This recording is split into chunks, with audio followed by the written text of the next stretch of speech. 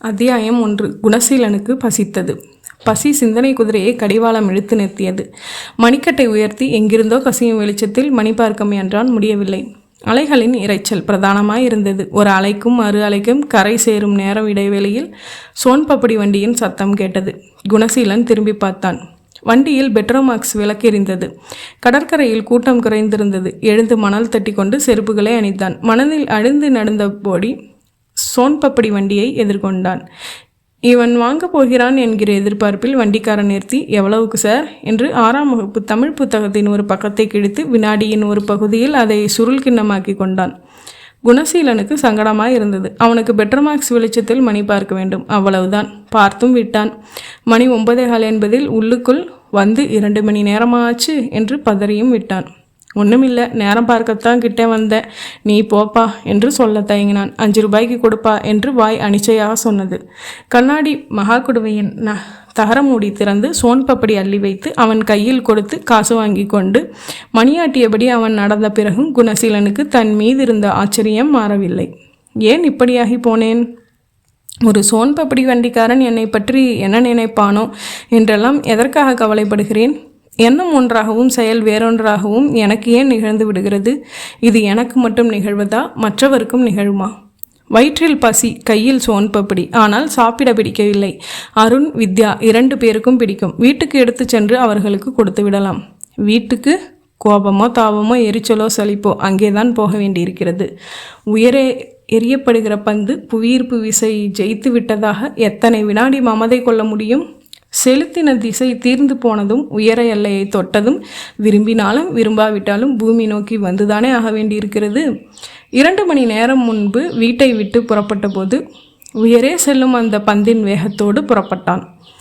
வீடா இது? கொஞ்சமாச்சும் மனுஷனுக்கு நிம்மதி இருக்கா? ச என்று கத்திவிட்டு வேகமாக வாசலுக்கு வந்து ஸ்கூட்டரை ஸ்டார்ட் செய்த போது அந்த கிக்கிங் பெடலுக்கு உயிர் இருந்தால் செத்து போயிருக்கும். குணசீலன் மணல் வெளியிருந்து சாலைக்கு வந்தான். ஸ்கூட்டரின் பாக்ஸில் வாய்மடித்து சோன்பப்படி பொட்டலத்தை வைத்தான். சக்கர வண்டியில் அடுக்கப்பட்டிருந்த மாங்காய்களையும் நறுக்கப்பட்ட அதன் ஆரங்களையும் வெள்ளரி பிஞ்சுகளையும் பார்த்தபோது வெள்ளரி பிஞ்சு நிர்மலாவுக்கு ரொம்ப பிடிக்கும் என்பது ஞாபகத்துக்கு வந்தது. நோ, வாங்கி கொண்டு போக வேண்டியதில்லை. வாங்க கொண்டு போய் தாஜா செய்ய வேண்டுமா? தேவையில்லை. எனக்கு ரோஷம் இருக்கிறது. அவள் உணர வேண்டும், உணர வைக்க வேண்டும். சரி சரி என்று எல்லாவற்றுக்கும் எதுவும் பேசாமல் பொறுத்து கொண்டே போவதால் தான் அவளுக்கு மேலும் மேலும் திமிரு ஏறுகிறது. குணசீலன் ஸ்கூட்டரை ஸ்டார்ட் செய்ய சாவி எடுக்க பேன் பாக்கெட்டில் கைவிட்ட போது பதறினான். எங்கே? எல்லா பாக்கெட்டுகளிலும் அவசரமாக தேடினான். ஐயோ, எங்கே போச்சு? மணலில் விழுந்து விட்டதா? கிடைக்குமா இந்த இருட்டிலா? எப்படி தேடுவது? அது சரி, இந்த பரந்த மணல்வெளியில்தான் அமர்ந்திருப்பதை எந்த இடத்தில் என்று அறிய முடியும்? குணசீலன் சில நிமிடங்கள் என்ன செய்வதென்று தெரியாமல் ஸ்தம்பித்து நின்றான். எப்போதும் அஜாக்கிரதையாக இருக்க மாட்டேனே. நடக்கும்போது பேன் பாக்கெட்டை தொட்டு பார்த்து கொள்வேனே. என் கவனச்சிதறலுக்கு காரணம் படபடப்பாக இருக்கும். என் மனது படபடப்புக்கு காரணம் அவள் நிர்மலா. எதிரிலும் இம்சை, எதிரில் இல்லாவிட்டாலும் இம்சை. தப்பு செய்து விட்டேன். என் தேர்வு அற்புதம் என்று பெருமைப்பட்டு கொண்டே இருந்ததெல்லாம் முட்டாள்தனமாக படுகிறது. குணசீலன் தான் உட்கார்ந்திருந்த இடத்தை, கரையில் இழுத்து போடப்பட்டிருந்த கட்டுமரம், குழந்தைகள் விளையாடும் சறுக்கு மரம் இவற்றை வைத்து உத்தேசமாக கணித்து அதை நோக்கி நடந்தான். விரயமாக அவன் கை மீண்டும் எல்லா பாக்கெட்டுகளிலும் தேடியது. வெறும் ஸ்கூட்டர் சாவி மட்டும் அதில் இருந்தால் இவ்வளவு பதற வேண்டியதில்லை. வீட்டு வாசல் சாவி, ஆஃபீஸ் மேஜை டிராயரின் சாவி ஒன்றும் சேர்ந்து ஒரு கொத்தாக இருந்தது. சாவி வளையத்தோடு ஒரு பிளாஸ்டிக் தூண்டில் எக்ஸிபிஷனில் SV குணசீலன் என்று இனிஷியலோடு அடித்து கொண்ட பெயரும் இருக்கிறது. கிடைத்துவிட்டால் பரவாயில்லை, இதோ இங்கேதான் என்று ஞாபகம். குணசீலன் குந்தி அமர்ந்து குறை வெளிச்சத்தில் உற்று தேடினான். மணல் மேல் பட்டும் படாமல் கைவிரல்களை அலையவிட்டு தேடினான். 10 நிமிடத்திற்கு பிறகு இந்த தேடல் பைத்தியக்காரத்தனம் என்று உணர்ந்தான். மீண்டும் ஸ்கூட்டரை நிறுத்தியிருந்த இடத்திற்கு வந்தான். அருகில் நிறுத்தியிருந்த இன்னொரு ஸ்கூட்டரை எடுக்க வந்தவரிடம், ஒரு நிமிஷம் உங்கள் சாவியை கொடுங்க சார், என்னோடது தொலைஞ்சு போச்சு, ஸ்டார்ட் பண்ண முடியுதா பார்க்கலாம் என்றான். அது எப்படி சார்? என் வண்டி சாவி உங்கள் வண்டிக்கு சேரும், போட்டு பார்க்கலாமே சார். எடுக்க முடியாதபடி மாட்டுக்குச்சின்னா சரி விட்டுருங்க, நீங்கள் போங்க, நான் பார்த்துக்கிறேன். ஓகே, ட்ரை பண்ணி பாருங்க. முயற்சி செய்ததில் அந்த ஸ்கூட்டரின் கழுத்து பூட்டு லொடக்கென்று திறந்து கொண்டதில் குணசீலன் மகிழ்ந்தான். நல்ல வேளையாக சாவி சிக்கிக்கொள்ளாமல் சாவி வெளியே வந்து விட்டது. ரொம்ப தேங்க்ஸ் சார். எந்த சாவி போட்டாலும் திறக்க முடியும்னா இதற்கு பூட்டு எதுக்கு?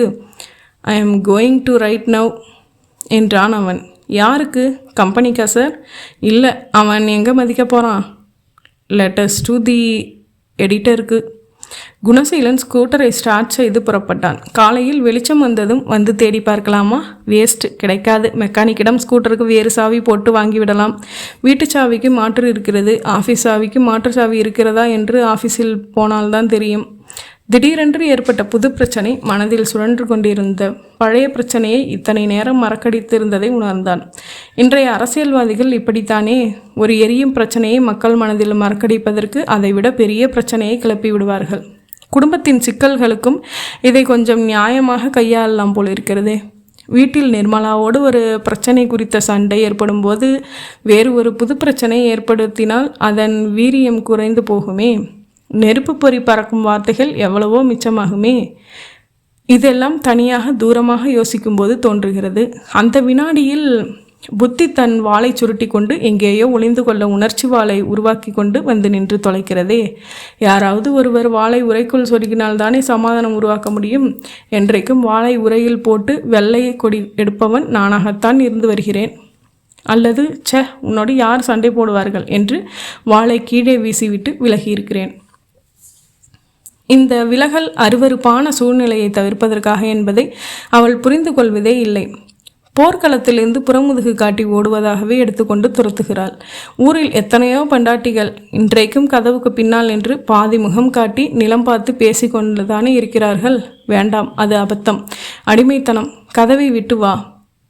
சோபாவில் என் அருகில் வந்து அமர். என்னை போல கால் மேல் கால் போட்டு கொள்ளலாம், தப்பில்லை. காலாட்டும் போது உன் கால் இயல்பாய் என் மேல் பட்டால் தப்பில்லை. என்னை போலவே இரு. இணைந்து கரம் கோர்த்து குடும்பமாய் நடக்கலாம். இதுதான் எனக்கும் பிடித்திருக்கிறது.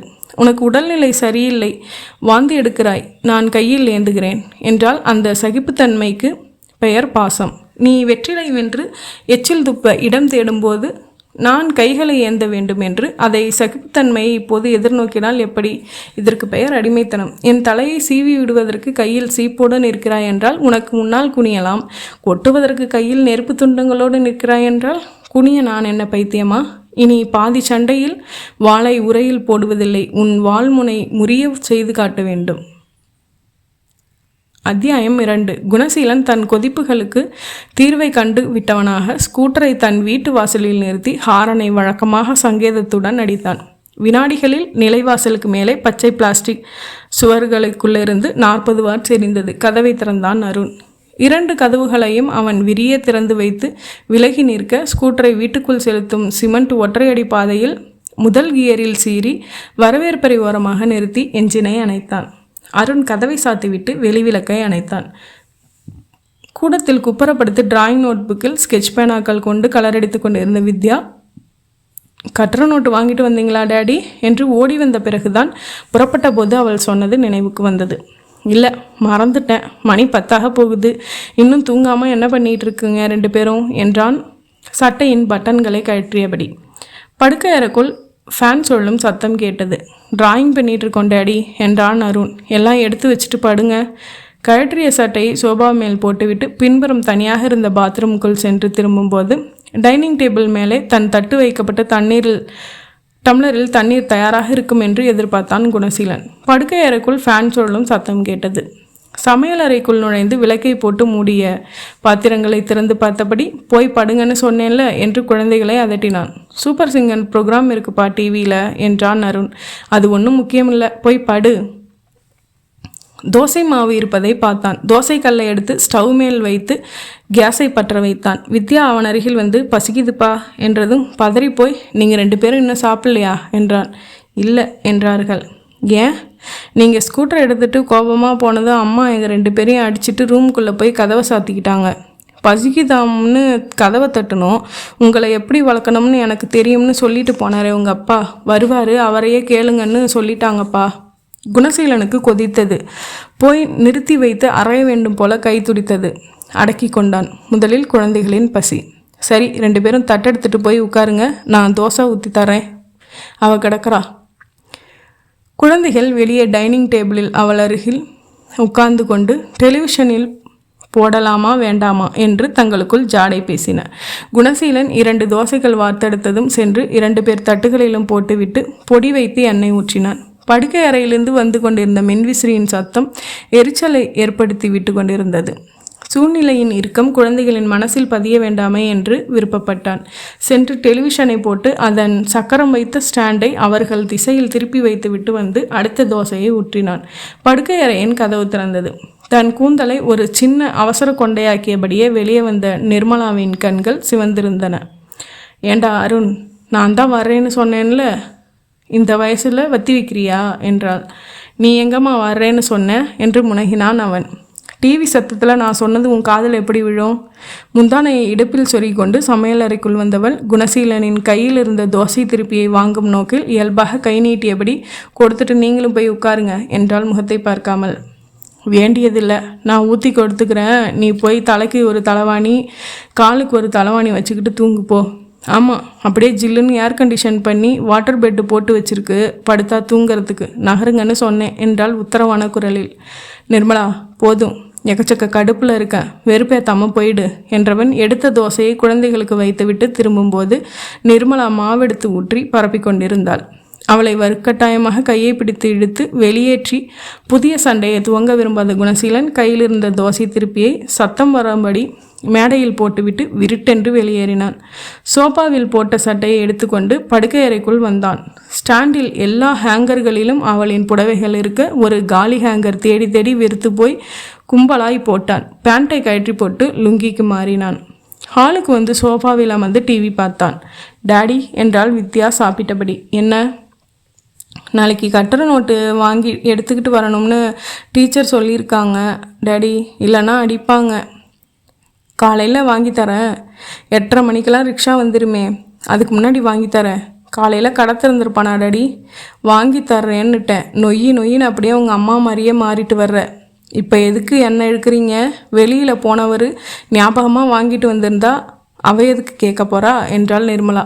ஞாபகம் வச்சுக்கிறதுக்கு நல்ல நிலைமையில் இருக்கணும் மனுஷன். எப்போ பார்த்தாலும் ரத்த கொதிப்பு வந்தவனாட்டம் டென்ஷனில் இருந்தால் எது ஞாபகத்தில் நிற்கும்? யார் உங்களை டென்ஷனாக சொன்னது? சின்ன விஷயத்துக்கெல்லாம் கடந்து குதின்னு குதிச்சா ரத்த கொதிப்பு தான் வரும். சின்ன விஷயமா? எதிரி சின்ன விஷயம்? மறுபடி வாயை கிளறாதே. நான் ரிசர்வ் பண்ணில பிளாட்டு வேணாம் சார், வேறு யாருக்காவது கொடுத்துருங்க.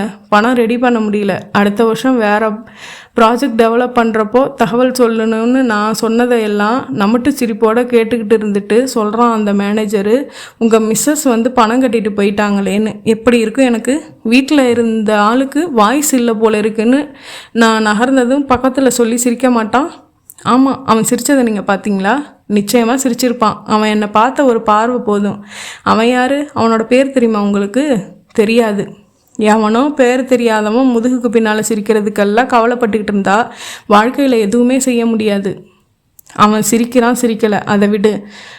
நாள் அந்த பிளாட்டை நாம் வாங்க வேணாம், பின்னாடி பார்த்துக்கலாம்னு முடிவு செஞ்சோமா இல்லையா? நீங்கள் தான் சொல்லிகிட்டு இருந்தீங்க, நான் ஒத்துக்கவே இல்லையே. பிளாட்டை பிடிக்கலைன்னு சொல்லி வேணாம்னு சொன்னால் அர்த்தம் இருக்குது. 600 ஸ்கொயர் ஃபீட்டில் 2 பெட்ரூமோட செகண்ட் ஃப்ளோர் பிளாட்டு 10,60,000க்கு ரொம்ப சீப்புன்னு நீங்களே சொன்னீங்களா இல்லையா? சொன்னேன். ஆனால் உட்காந்து கணக்கெல்லாம் போட்டு பார்த்ததும் நம்மளால் முடியாதுன்னு சொன்னேனா இல்லையா? போட்டு பார்த்த கணக்கையெல்லாம் உங்ககிட்ட காட்டினேனா இல்லையா? முதல்ல 60,000 கட்டி பதிவு பண்ணிக்க சொல்கிறான். மிச்ச பணத்துக்கு அடமான பத்திரம் போட்டுக்கிட்டு 10 வருஷத்துக்கு 120 தவணையில் பணம் கட்ட சொல்கிறான். வட்டி எவ்வளவு தெரியுமா? 20%. மாதம் அசல் வட்டி ரெண்டும் சேர்த்து நாம் கட்ட வேண்டிய தொகை அதிகம். அதுக்கு என்ன, நடுவில் மொத்தமாக பணம் சேர்ந்தால் பெரிய தொகையாக கட்டலாம்னு சொன்னானே. அப்போது 5 வருஷத்துக்கு கட்ட வேண்டியிருக்காதே. விளையாடுறியா நீ? மாதம் உன் புருஷனுக்கு 1 லட்சம் சம்பளம் இல்லடி, 10,700. அதில் வீட்டு லோனுக்கு கட்டிட்டு மிச்ச பணத்தில் என்னென்ன பண்ண முடியும்னு நினச்சிட்ருக்க? இப்போ வீட்டு வாடகை மட்டும் 2,000க்கு போகுதே, அது மிச்சம்தானே. சொந்த வீடு வேணும்னு நினச்சா கொஞ்சம் நாளைக்கு செலவுகளை கட்டுப்படுத்திட்டு பல்ல கடிச்சிட்டு இருக்க வேண்டியதானே. யார்? நீ தானே செலவை கட்டுப்படுத்துகிறவ. வீட்டில் 3 ஃபேன் இருந்தால் ஆள் இருந்தாலும் இல்லைனாலும் சுற்றிட்டு இருக்கணும். ஆஃபீஸில் போகிறனா பேண்ட் சட்டையை அயன் பண்ணி போட்டுக்கிறது நியாயம். உனக்கு வீட்டுக்குள்ளே இருக்கிறப்ப கூட தினம் ஜாக்கெட்டை அயன் பண்ணி போட்டுக்கணும். ஏன் இப்படி சின்ன விஷயத்துக்கெல்லாம் அல்பத்தனமாக குத்தி காட்டுறீங்க? இது என்னோட பழக்கம் என்ற நிர்மலா அவன் தட்டில் தோசை வைத்துவிட்டு, சரி சாப்பிட வாங்க என்றாள். குழந்தைகள் சாப்பிட்டு முடித்து கை துடைத்து கொண்டு கூடத்திற்கு வந்து டிவி பார்க்க துவங்க ஒரு பெருமூச்சுடன் எழுந்து வந்து தன் தட்டின் முன்னால் அமர்ந்தான். 2 தோசைகள் வரை அமைதி நீடித்தது. அந்த பிளாட்டை நமக்கு உறுதி செஞ்சுக்க இன்னைக்கு கடைசி தேதிங்கிறதால உங்ககிட்ட சொல்லிக்கிறேங்கிற உரிமையில் பேங்க்கில் பணம் எடுத்துகிட்டு போய் கட்டினேன். உங்கள் பேரில் தான் கட்டினேன். நம்ம குடும்ப நன்மைக்காகத்தான் செஞ்சேன் என்றால் நிர்மலா கொஞ்சம் குரலை குறைத்து. பேங்க்கில் 42,000 தானே இருந்துச்சு. அதில் 40,000 வித்ட்ரா பண்ணேன். மிச்சம் 20,000 அப்பா கிட்ட போய் ஒரு வாரத்தில் தந்துடுறதா சொல்லி வாங்கினேன். சாப்பிட்டதை நிறுத்தி அவளை எரித்து விடுவது போல பார்த்தான். நான் ஒன்றும் சும்மா வாங்கலை, கடனாகத்தான் வாங்கியிருக்கேன். தனது இடது கையால் சொத்தென்று ஒரு முறை நெற்றியில் அடித்து கொண்டான் குணசீலன். ஏன்டி இப்படியெல்லாம் பண்ணுற? இருக்கிற கொஞ்ச நஞ்ச மரியாதையும் கெடுத்துட்டு குட்டிச்சவராக்கணுமா? நம்ம பொண்ணாச்சே மாப்பிள்ளையாச்சேன்னு மதிக்கிற ரகமா உங்கப்பா? போன வருஷம் லீவில் குடும்பத்தோடு டெல்லி போகலாம்னு கூப்பிட்டது அவரா நானா? போய் சுற்றிட்டு வந்ததும் நம்ம குடும்பத்துக்கான ரயில் செலவு, லாட்ஜ் செலவு, சாப்பாட்டு செலவுன்னு வரி வரியாக கணக்கெழுதி நான் தர வேண்டிய தொகைன்னு குறித்து அனுப்பி வச்சது தானே அவரு? மறந்துடுமா? எப்போவோ முடிஞ்சு போனதை எதுக்கு இப்போ எடுக்கிறீங்க? இப்போ நினச்சாலும் சுருங்குதே. அதுக்கு தான் பதிலுக்கு நீங்களும் வயசில் பெரியவராச்சே மாமனாராச்சேன்னு பார்க்காம டெல்லியில் கூல்ட்ரிங்க்ஸ் குடித்தது, அவருக்கு வெத்தலை பாக்கு வாங்கி கொடுத்ததுன்னு யோசித்து ஒரு கணக்கு எழுதி என்கிட்ட கொடுத்து விட்டீங்களே. அவங்களுக்கும் சுருக்குன்னு தானே இருந்திருக்கும். உரைக்கேட்டம்னு செஞ்சது தாண்டி. அதுக்கப்புறம் உங்கள் அப்பா கிட்ட பண விவகாரம் எதுவும் வச்சுக்க கூடாதுன்னு தீர்மானமாக இருந்தேன். செகண்ட் ஹேண்டில் கார் வாங்கிக்குங்க, நான் வேணும்னா பணம் தர்றேன், கொஞ்சம் கொஞ்சமாக திருப்பி தாங்கலேன்னு போன மாதம் அவர் சொன்னப்போ கூட நான் என்ன சொன்னீங்க? ஞாபகம் இல்லை. உனக்கு சாதகமாக எது சொன்னாலும் ஞாபகம் இருக்கும், மற்றதெல்லாம் ஞாபகம் இருக்காதே உனக்கு. கடன் வாங்கி கார் வாங்குற மாதிரி ஐடியா இல்லை மாமா. அப்படியே வாங்கினாலும் உறவுக்குள்ளே வாங்குறது இல்லைன்னு ஒரு தீர்மானத்தில் இருக்கேன்னு நான் சொன்னேனா இல்லையா? இதே டைனிங் டேபிளில் வச்சு தான் சொன்னேன். நீயும் பக்கத்தில் நின்று அவருக்கு காஃபி ஆற்றி கொடுத்துக்கிட்டு இருந்த, ஞாபகம் இல்லையா? நீங்கள் சொல்லியிருக்கலாம், எனக்கு ஞாபகத்தில் இல்லைங்க. அவ்வளவு தூரம் நான் சொல்லியிருக்கேன். நீ அந்த ஆளுகிட்ட போய் கடன் வாங்கிட்டு வந்துட்டு கட்டியிருக்கிற. என்னை ஒரு வார்த்தை ஃபோன் செஞ்சு கேட்டுக்கணும்னு தோணலையா உனக்கு? பண்ணேங்க. உங்கள் ஆஃபீஸ் லைன் கிடைக்கவே இல்லை, ஒரே என்கேஜ். சும்மா போய் பேசாத. நீங்கள் வேணும்னா பக்கத்து வீட்டு மாமியை கேட்டு பாருங்க. அரை மணி நேரத்தில் 30 தடவையாவது முயற்சி பண்ணியிருப்பேன். அப்புறம் பேங்க் டைம் முடிஞ்சிடும், ராகு காலம் வந்துடும்னு போய் கட்டிட்டு வந்தேன். என்னை எந்திரிச்சிட்டிங்க. இன்னும் ஒரு தோசை வச்சு தயிர் ஊற்றிக்குங்க, உடம்புக்கு குளிர்ச்சி. போதும் போதும். குணசீலன் கை கழுவி விட்டு லுங்கியில் துடைத்து கொண்டு படுக்கை அறைக்கு வந்து கட்டிலில் அமர்ந்தான். அருகில் மேஜை மேல் SRK பில்டர்ஸ் என்று விலாச முத்திரையுடன் கூடிய கவர் இருந்தது. எடுத்து பார்த்தான். அவன் பெயருக்கு 60,000 ரூபாய்க்கு ரசீது இருந்தது. பத்திரப்பதிவுக்கு மற்றும் டாக்குமெண்ட்ஸ் கையெழுத்திடவும் வர சொல்லி அடுத்த வாரத்தில் ஒரு தேதி குறிப்பிட்டு டைப் செய்து கடிதம் இருந்தது. திகுதிகு என்று உடம்பு மனசு எல்லாம் எரிந்தது. எவ்வளவு பெரிய விஷயம் இது! என் சம்மதம் இல்லாமல் நிகழ்ந்திருக்கிறது. என் சம்மதம் இல்லாவிட்டாலும் பரவாயில்லை என்கிற அலட்சியம் எப்படி அவளிடம் ஏற்பட்டது? சின்ன சின்னதாய் பல விஷயங்களில் நான் இடம் கொடுக்க போய்த்தானே ஒரு விளையாட்டு பொம்மை மாதிரி என்னை நினைத்து துவங்கிவிட்டால். ஆஃபீஸிலிருந்து திரும்பும்போது வீடு பூட்டி இருக்கும். பேந்த இழுக்கும்போது பக்கத்து வீட்டு மாமி வந்து சாவி கொடுப்பாள். அவங்க அம்மா வீட்டுக்கு போயிருக்காங்க, நீங்கள் வந்தால் சாவி கொடுக்க சொன்னாங்க. அம்மா வீட்டில் ஏதாவது அவசரமோ செய்தி வந்திருக்குமோ. இரவுக்குள் வந்து விடுவாளா, இல்லை தங்கிவிட்டு காலையில் தான் வருவாளா? இரவு சாப்பாட்டுக்கு நான் என்ன செய்ய வேண்டும்? காத்திருக்க வேண்டுமா, இல்லை ஹோட்டலில் சாப்பிட்டு கொள்ளலாமா? 1000 கேள்விகள் என்னை குடையும். 9 மணிக்கு குழந்தைகளுடன் வந்து சேர்வாள். என்ன அங்கே விசேஷம் என்றால், ஒன்றுமில்லையே, சும்மா தான் போனேன், சாப்பிட்டீங்களா என்பாள். என்னத்தை சாப்பிட்றது? ரவா கிச்சடி செஞ்சு வச்சுட்டு போனனே. யாருக்கு தெரியும்? ஒரு லெட்டர் எழுதி வச்சுட்டு போயிருக்கலாமே. சமயக்கட்டில் நுழைஞ்சி திறந்து பார்த்தா தெரிஞ்சிட்டு போகுது. இதுக்கு என்னத்துக்கு லெட்டர் எழுதி வைக்கணும்? சரி, காலையில் இதை மாதிரி அம்மா வீட்டுக்கு போகிறேன்னு சொல்லக்கூடாதா நிர்மலா? மத்தியானம் தானே யோசித்தேன். ஃபோன் செய்யக்கூடாதா? நம்ம வீட்டில் ஃபோன் இருந்தால் விரல் தேய பண்ணிகிட்டே இருக்கலாம். சும்மா பக்கத்து வீட்டில் ஓசி ஃபோன் பண்ண முடியுமா? காசு வாங்கிக்கிங்க மாமின்னு சொன்னாலும் அவங்க கேட்க மாட்டேங்கிறாங்க. தெருமுனையில் பப்ளிக் பூத் இருக்கே. இப்போ என்ன ஆகிப்போச்சு? கோர்ட்டில் கேட்குற மாதிரி கேட்குறீங்க. அம்மா வீட்டுக்கு போகிறதுக்கு கூட உங்ககிட்ட அப்ளிகேஷன் போட்டு சாங்ஷன் வாங்கணும்னு சொல்கிறீங்களா? வாக்குவாதம் எதற்கெடுத்தாலும் பேச்சு. நான் என்ன செய்வது? பொறுப்பான செயல்தானே என்று யோசித்து பார்த்ததே இல்லை. ஒரு வார்த்தை சொல்லிவிடக்கூடாது. சரி போய் என்று இந்த அம்மா வீடு சமாச்சாரத்தை விட்டாயிற்று. அதன் பிறகு வீடு பூட்டியிருந்தால் மாமியிடம் சாவி வாங்கி கொண்டு உள்ளே வந்து சமையல் கட்டில் பார்ப்பேன். ஏதாவது செய்து வைக்கப்பட்டிருந்தால் அவள் வர தாமதமாகும் என்று அர்த்தம் எடுத்துக்கொள்வேன். எதுவும் இல்லை என்றால் சீக்கிரம் வந்து விடுவாள் என்று அர்த்தம். ஒரு நாள் ஒரு புடவை காட்டி, பொங்கல் காட்டன் சரிங்க, இங்கே கிடைக்கிறது அபூர்வம், ஒருத்தன் எடுத்துக்கிட்டு வந்தான். மாடி போஷன் ராதிகா 4 சேலை வாங்கினா, நான் 1 வாங்கினேன் என்றாள். எவ்வளவு? 600 ரூபா. இது அவ்வளவு இருக்குமா என்ன? ஏமாந்துட்டியோன்னு நினைக்கிறேன். உங்களை கேட்காம சேலை வாங்கிட்டேன், அது பிடிக்கலன்னு நேரடியாக சொல்லுங்களேன். அதுக்காக எனக்கு சாமர்த்தியம் இல்லை, முட்டாள்னு சொல்ல வேண்டாம். நான் எங்கே அப்படி சொன்னேன்? பின்ன ஏமாந்துட்டதா சொன்னால் எப்படி? உங்களுக்கு சேலை பற்றி ஏதாச்சும் தெரியுமா? இந்த பூ வேலைப்பாடோட சேலை கடையில் 800 சொச்சம், வீட்டில் கொண்டாந்து கொடுத்ததால் குறைச்சி கொடுத்துட்டு போனான். சரி, பணத்துக்கு என்ன செஞ்ச? ராதிகா எனக்கும் சேர்த்து கொடுத்துட்டாங்க. எனக்கு தான் கடன் வாங்கினா பிடிக்காதுன்னு தெரியும்ல. என் கையில் 1000 2000ன்னு தாராளமாக பணம் கொடுத்து வச்சுருந்தீங்கன்னா நான் எதுக்கு கடன் வாங்க போகிறேன்? அவளை நாளைக்கு வர சொல்லி வாங்கிக்கலாமே. என் ஒருத்திக்காக அவன் நாளைக்கு வரணுமாக்கும். ஏதோ ஆசைப்பட்டு ஒன்று வாங்கக்கூடாதா? தீபாவளிக்கு 1, பொங்கலுக்கு 1ன்னு ஸ்ட்ரிக்டாக புடவையில் கூட ரேஷன் கணக்காக கட்டுப்படுத்திக்கணுமா? ஒரு ஃபங்க்ஷன் வந்தால் பார்த்து பார்த்து சலிச்சு போன சேலையை தான் மறுபடி கட்டுறேன். அவள் மாதத்துக்கு ஒரு பட்டு புடவை வாங்குறா. அவள் பேர்லேயே கிரெடிட் கார்டு வச்சுருக்கா. எனக்கு எங்கள் அப்பா கல்யாணத்துக்கு எடுத்த முகூர்த்த புடவையே விட்டால் வேறு பட்டுன்னு சொல்லிக்க ஒரு ஜாக்கெட்டு கூட கிடையாது. சரி போதும், நிறுத்து. நீ புடவை வாங்கினது பிடிக்கலைன்னு சொல்லலை, கடன் வாங்கி தான் பிடிக்கலைன்னு சொன்னேன். அதுக்கு நான் என்ன செய்ய முடியும்? காசு கொடுத்து வைங்கன்னு சொல்கிறேன். பேங்க் அக்கௌண்ட்டை ஜாயிண்ட் அக்கௌண்ட்டாக மாற்றிடுறேன். அப்படின்னா நீ கையெழுத்து போட்டாலும் பேங்க்லேருந்து பணம் எடுத்துக்கலாம். அப்படி மாற்றிட்டா என்னை எதிர்பார்க்க வேண்டியதில்லை. இந்த மாதிரி சந்தர்ப்பங்களில் நீயே போய் பேங்க்கில் பணம் எடுத்துகிட்டு வந்துடலாம். அப்படி ஒரு ஏற்பாடு செய்தது தான் என் வாழ்வின் மகத்தான தவறு என்பதை பலமுறை உணர்ந்தாயிற்று. யாராவது டை கட்டி கொண்டு ஷூ போட்டுக்கொண்டு கையில் சூட்கேஸோடு வந்துவிடக்கூடாது. மேடம், நாங்கள் கோல்டன் ஃபர்னிச்சர் கம்பெனிலேருந்து வரோம். பீரோ, sofa set, dining table, TV stand, மேஜை, நாற்காலி, இப்படி எது வேணுமோ செலக்ட் பண்ணலாம். எல்லாத்துக்கும் விதவிதமான லேட்டாக்ஸ் இருக்குது. சுலபமான தவணை திட்டம் இருக்குது. முழு பணமும் உடனே கட்டணும்னு அவசியம் இல்லை. Attractive schemes.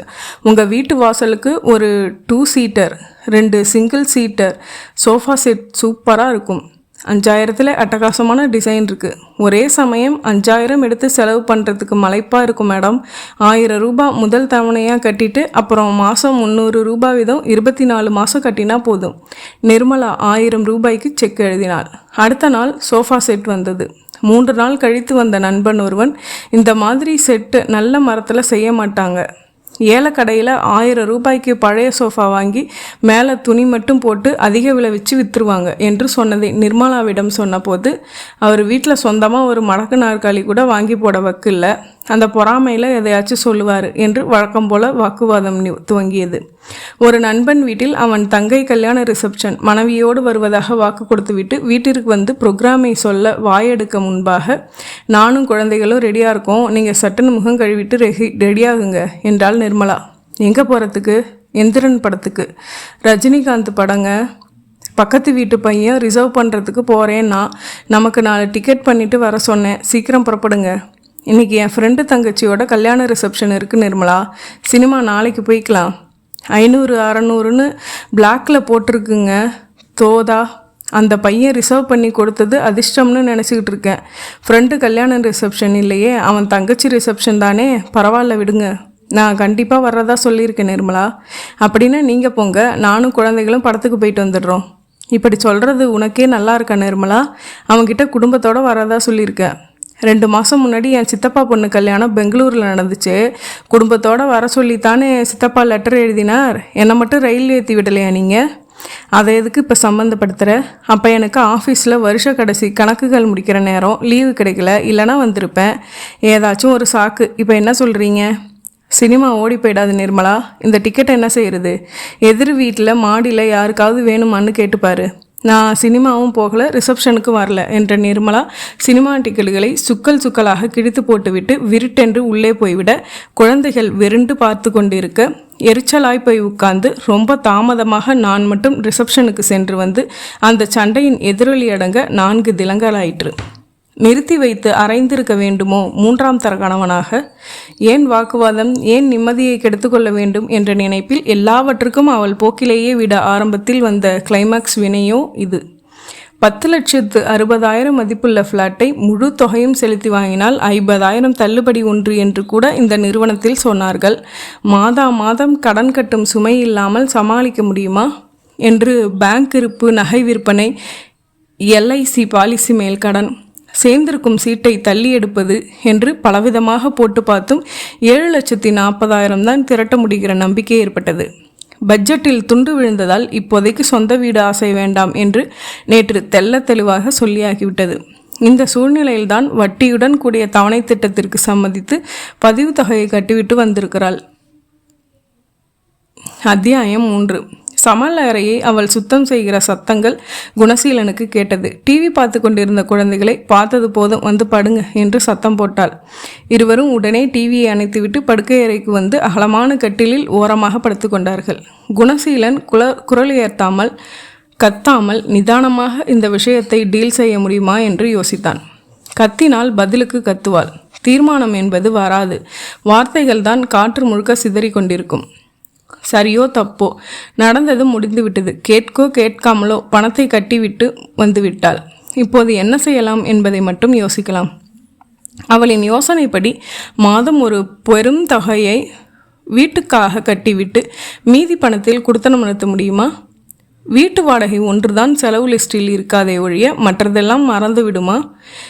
மளிகை சாமான், பால், காய்கறி இதெல்லாம் இருக்க முடியுமா?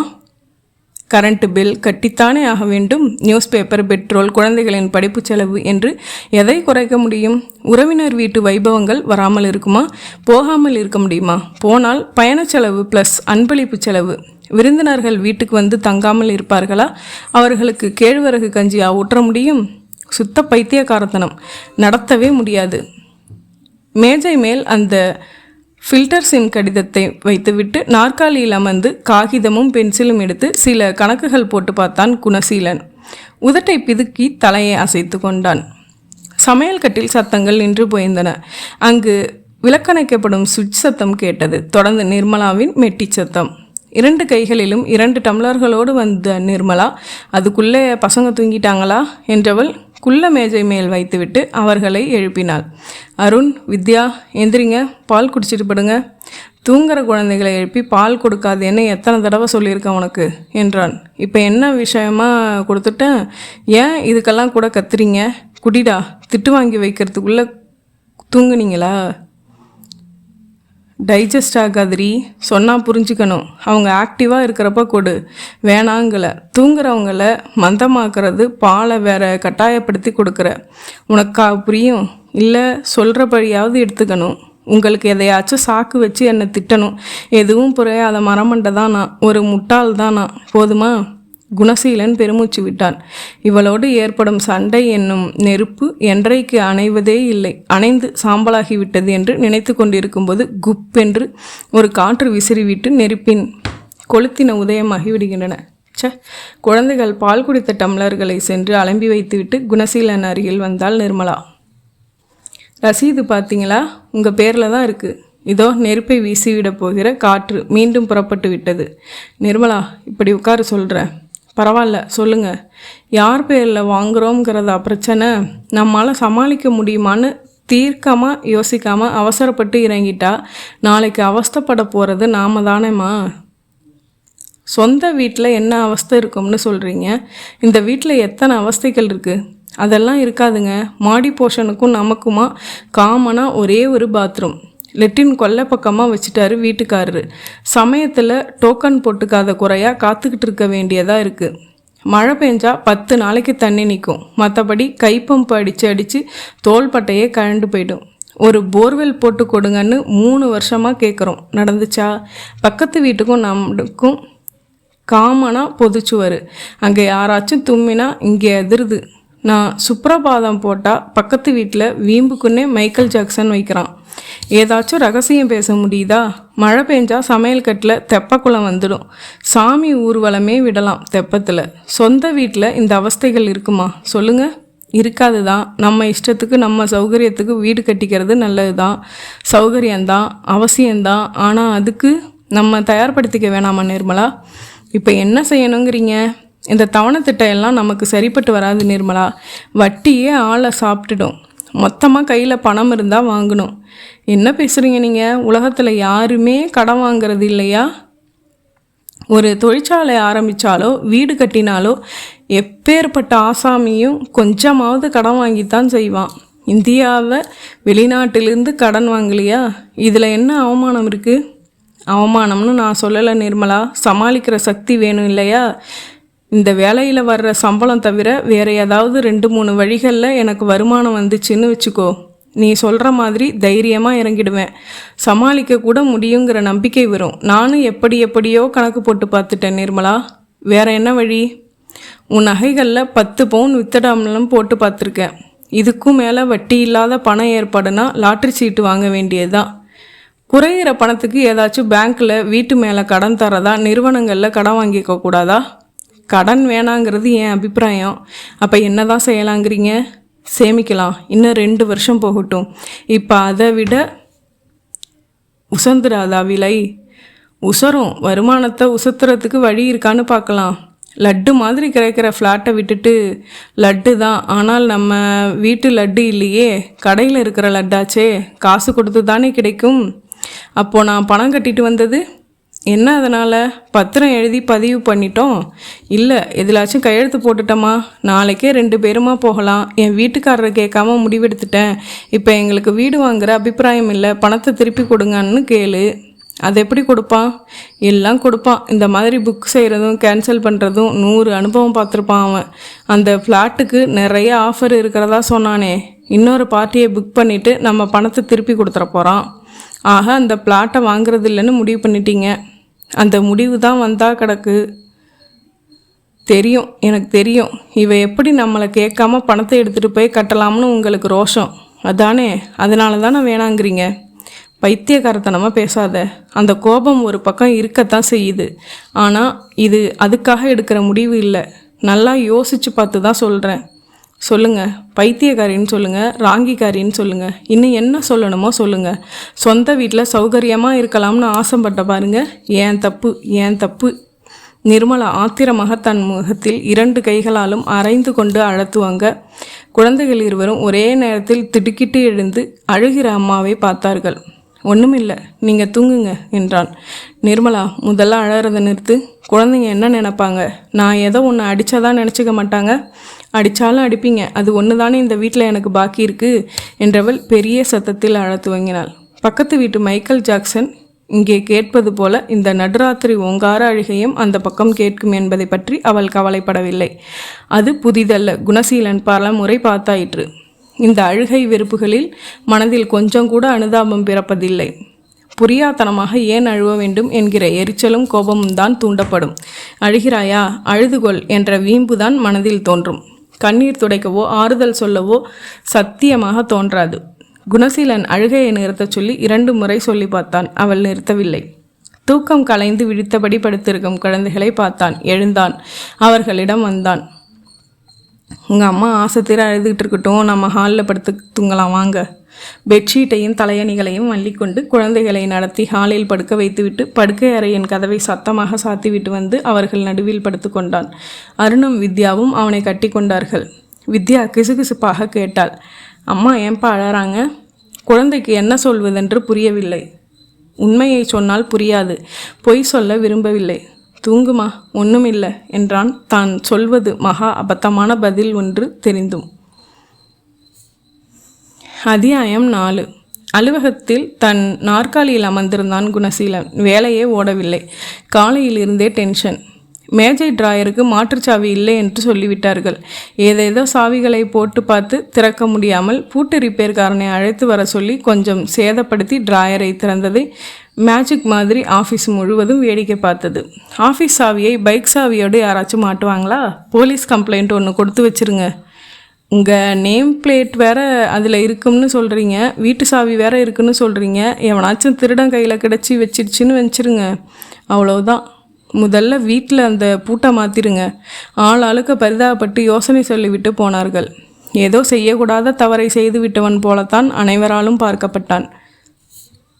உணவு இடைவேளையின் போது மேனேஜரின் செக்ரட்டரி ஜோதியை சாப்பிட்டு முடித்துவிட்டு தன் அறைக்கு வர சொல்லியிருந்ததால் அவள் கர்ச்சிப்பால் தன் கைகளை துடைத்தபடி வந்தாள். நீங்கள் சாப்பிட்டீங்களா குணசீலன்? இல்லைங்க ஜோதி. ஏன் கொண்டாடலையா? ஆமாம். அப்போ ஹோட்டலுக்கு போய் சாப்பிட்டுட்டு வர வேண்டியது தானே? இல்லை, பசிக்கலை, சாப்பிட வேணாம்னு நினைக்கிறேன்.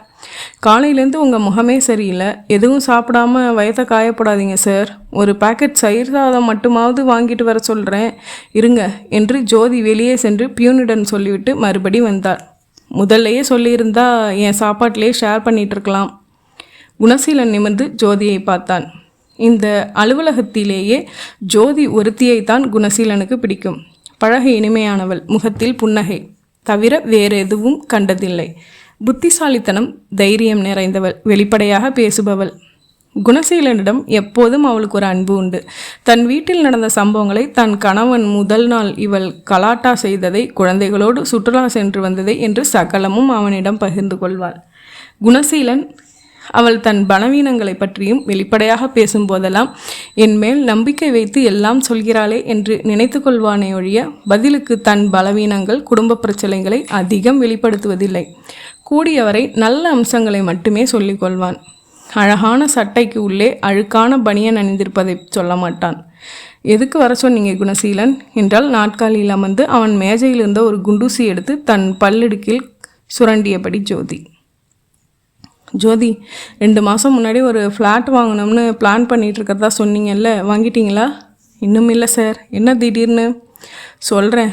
கொட்டிவாக்கத்தில் ஒரு ஃப்ளாட் ப்ரமோட்டர் ஜஸ்ட்டு கம்ப்ளீட் பண்ணியிருக்கான். 2nd ஃப்ளோரில் டபுள் பெட்ரூம் ஃப்ளாட் ஒன்று இருக்குது. நான் போய் பார்த்தேன், ரொம்ப நல்லா இருக்குது. 10,60,000 ஆகுது. கேஷ் டவுன் பேமெண்ட்னா 50,000 தள்ளிக்கிறான். எதுவும் ஐடியா இருக்குமா உங்களுக்கு என்றான் குணசீலன். சரி, அதுக்கு நீங்கள் ஏன் கேன்வாஸ் பண்ணுறீங்க? அந்த கன்ஸ்ட்ரக்ஷன் கம்பெனியில் நீங்கள் எதுவும் பார்ட்னராக என்ன என்றாள் ஜோதி. அது ஒரு கதைங்க ஜோதி. எனக்காக வாங்குறதுக்காக முடிவு பண்ணி 60,000 அட்வான்ஸ் கொடுத்தாச்சு. அப்புறம் உட்காந்து ஒழுங்காக கணக்கு போட்டு பார்த்ததில் மிச்ச பணத்தை சமாளிக்க முடியாதுன்னு தோணுச்சு. அதனால் ஃப்ளாட் வாங்குகிற ஐடியாவை ட்ராப் பண்ணிவிட்டு அப்புறம் பார்த்துக்கலாம்னு முடிவு பண்ணிட்டோம்.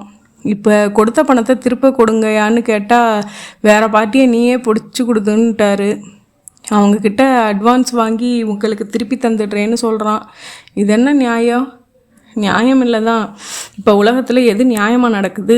நேற்று கட்டின பணத்தை இன்றைக்கி கேட்டால் அது வேறு செலவுக்கு டிஸ்போஸ் பண்ணிட்டோம்னு சொல்கிறான். அவன் சட்டையை பிடிச்சிட்டு சண்டைக்கு போக முடியுமா சொல்லுங்கள்? அந்த மாதிரி ஆளும் இல்லையே நான். நாங்கள் ஃப்ளாட் வாங்குகிற யோசனையே விட்டாச்சு சார். சாரி, உங்களுக்கு ஹெல்ப் பண்ண முடியல. பரவாயில்ல, நீங்கள் என்ன செய்வீங்க? உங்களுக்கும் பட்ஜெட் தான் பிரச்சனையா? அதான். ஆனால் பாசிட்டிவ் சைடில் ஃப்ளாட் வாங்கிறதுக்கு பதிலாக 1/2 கிரவுண்டு காலி மனை வாங்கி நம்ம இஷ்டத்துக்கு டிசைன் போட்டு கட்டிக்கலாமோன்னு யோசனை ஆரம்பிச்சிருக்கோம். இப்போ எங்கள் வீட்டுக்கு வந்தீங்கன்னா வீடு பூரா பேப்பராக கிடக்கும். என்ன பேப்பர்னு சொல்லுங்கள்? என்ன பேப்பர் தெரியலையே. விதவிதமாக பிளான் வரைஞ்சி பார்க்குற பேப்பர்.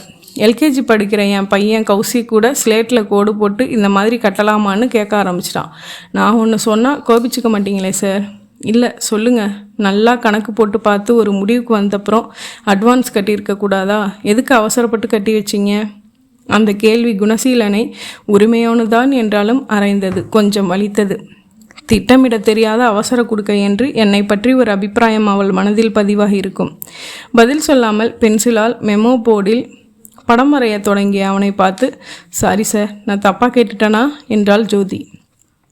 இல்லைங்க, யாரும் நியாயமாக கேட்குறது தான். இதைத்தான் நானும் கேட்டேன். அதுக்கு விடிய வீட்டில் இதுதான் நடந்துச்சு என்றான் குணசீலன். புரியலைங்க. என்னை கூட கேட்காம அவசரமாக போய் பணத்தை கட்டிட்டு வந்தது என் ஒய்ஃபு நிர்மலாங்க. அது எப்படி உங்களை கேட்காம கட்டுவாங்க? கட்டியிருக்காளே. ஜோதி, நீங்கள் ஒரே ஒரு தடவை கல்யாணத்தில் அவளை செஞ்சது தான். ரொம்ப அழகாக இருக்காங்கன்னு பல தடவை சொல்லிட்டீங்க. என் ஒய்ஃபை பற்றி உங்கள் மனசில் பதிஞ்ச ஒரே செய்தி அவள் அழகு மட்டும்தான். கலைக்க வேணான்னு தான் நான் அவளை பற்றி எதுவும் சொல்கிறதில்ல.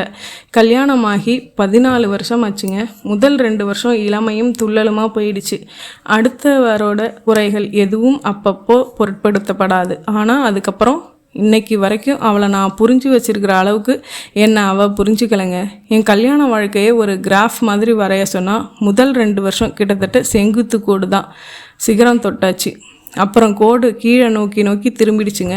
இப்போ கொஞ்ச நாளாக அந்த கோடு ரொம்ப ஸ்டிஃபாக இருக்குது. எந்நேரமும் கோடு பாட்டும் லைனை தோடுமா வேண்டாமான்னு பயமாக இருக்குது. ஜோதி லேசாக நெளிந்தாள். நான் ஏதோ சொல்லி உங்கள் பர்சனல் மேட்டரை கிளறி விட்டுட்டேனோ? இதெல்லாம் என்கிட்ட சொல்லலுமான்னு யோசிச்சுட்டு, இல்லைங்க ஜோதி, நான் யார்கிட்டையாவது சொல்லணும், இல்லைனா வெடிச்சிருவேன்.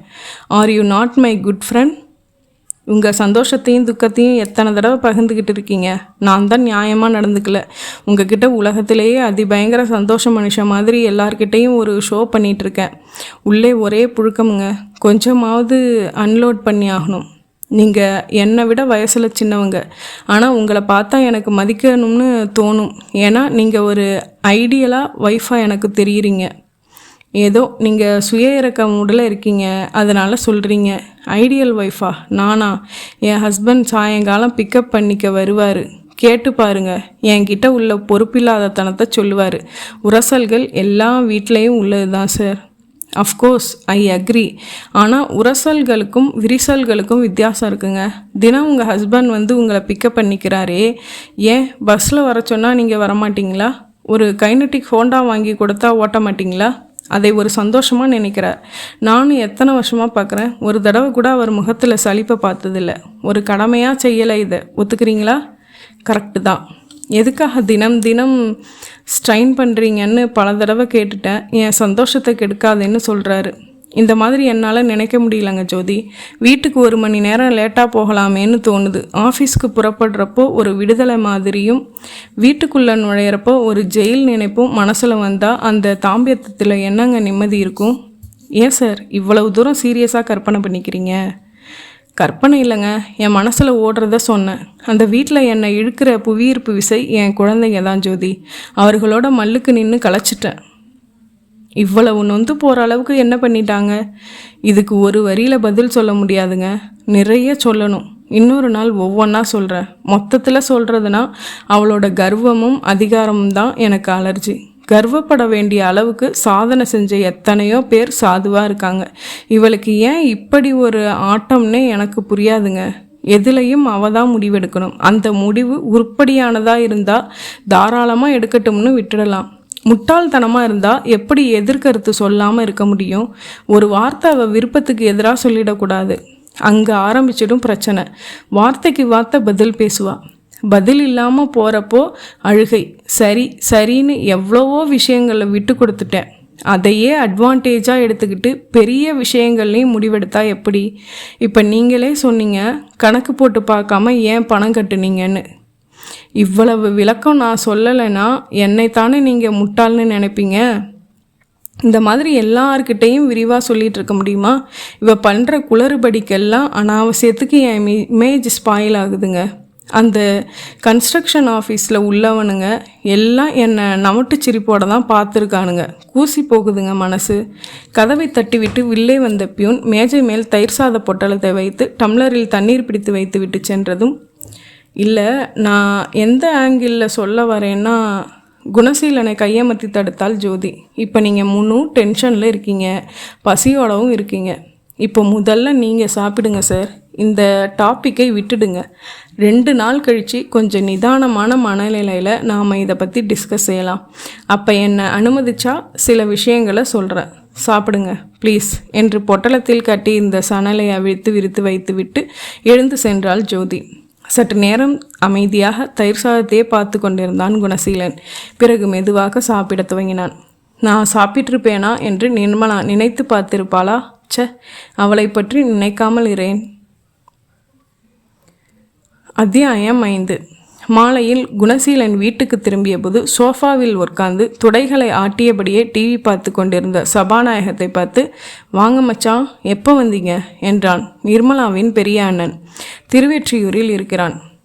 2.5 பவரில் தூர பார்வைக்கு கண்ணாடி, மணலியில் வேலை, நெற்றியில் ஒரு = கோடுகள் மாதிரி விபூதியும் குங்குமமும், கெமிக்கல் இன்ஜினியர். ஒரு விரலில் நவரத்தினங்கள் பதித்த மோதிரம், மற்றொரு விரலில் 6 வைரக்கற்கள் பதித்த மோதிரம். வாடகை வீடு. சிகரெட் காரணமாக கரித்துண்டாக கீழுதடு. 2 குழந்தைகள். 1 hour ஆச்சுங்க குணா, ரொம்ப நாளாச்சே பார்த்துட்டு போகலாமேன்னு வந்தேன்.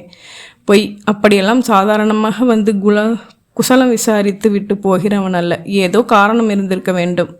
குணசீலன் படுக்கை அறைக்கு சென்று உடைமாற்றி கொண்ட போது கட்டிலில் உட்கார்ந்து பில்டிங் செட் விளையாடி கொண்டிருந்த குழந்தைகளை பார்த்தான்.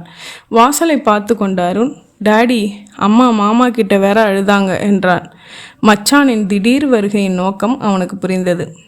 துண்டெடுத்து கொண்டு பின்பக்கம் நடக்கும்போது சமையலறையிலிருந்து பஜ்ஜியோ போண்டாவோ வாசனை அடித்தது. முகம் கழுவி விட்டு திரும்பி தலை சீவி பவுடர் போட்டுக்கொண்டு ஹாலுக்கு வந்து சபாநாயகன் அருகில் அமர்ந்ததும் தட்டில் வைத்த மெது பகோடாவும் சட்னியும் வந்தன. வீட்டில் எல்லாரும் சௌகரியந்தானே என்றான் குணசீலன் தன் மனைவியின் சற்றே சிவந்திருக்கும் விழிகளை பார்த்தபடி. சௌக்கியந்தான், ப்ரோக்ராம் நல்லா இல்லை, டிவியை அணைச்சிட நிர்மலா என்றான் ஒரு மெதுபகாடாவை ஊதிவிட்டு கடித்தபடி. குணசீலன் குறுக்கு விசாரணைக்கு தயாரானான். அப்புறம் ஆஃபீஸ் எல்லாம் எப்படி இருக்குது என்றான் சபாநாயகன். அதுக்கு என்ன, ஜோராக இருக்குது. போன வருஷத்தை விட இந்த வருஷம் எக்ஸ்போர்ட் ஆர்டர் 17% அதிகமாக இருக்குது. இன்றைக்கி கவர்மெண்ட்ஸ் எக்ஸ்பர்ட்ஸ் நிறைய பேர் பண்ணுறாங்க இல்லையா? ஆமாம், நம்பிக்கையான பார்ட்டிகள் மாட்டி நம்ம ப்ராடக்ட்டுக்கு நல்ல வரவேற்பு கிடச்சிருச்சுன்னா பிரமாதமாக வரலாம். நிறைய ரிஸ்க் இருக்குது. எதில் ரிஸ்க் இல்லை? இப்போ காரை ஓட்டிகிட்டு வந்தனே, முழுசாக வந்து சேர்ந்தது ஒரு அதிர்ஷ்டம்தான். இதில் கூட ரிஸ்க்கு தான் இன்றைக்கி இருக்கிற டிராஃபிக்கில்.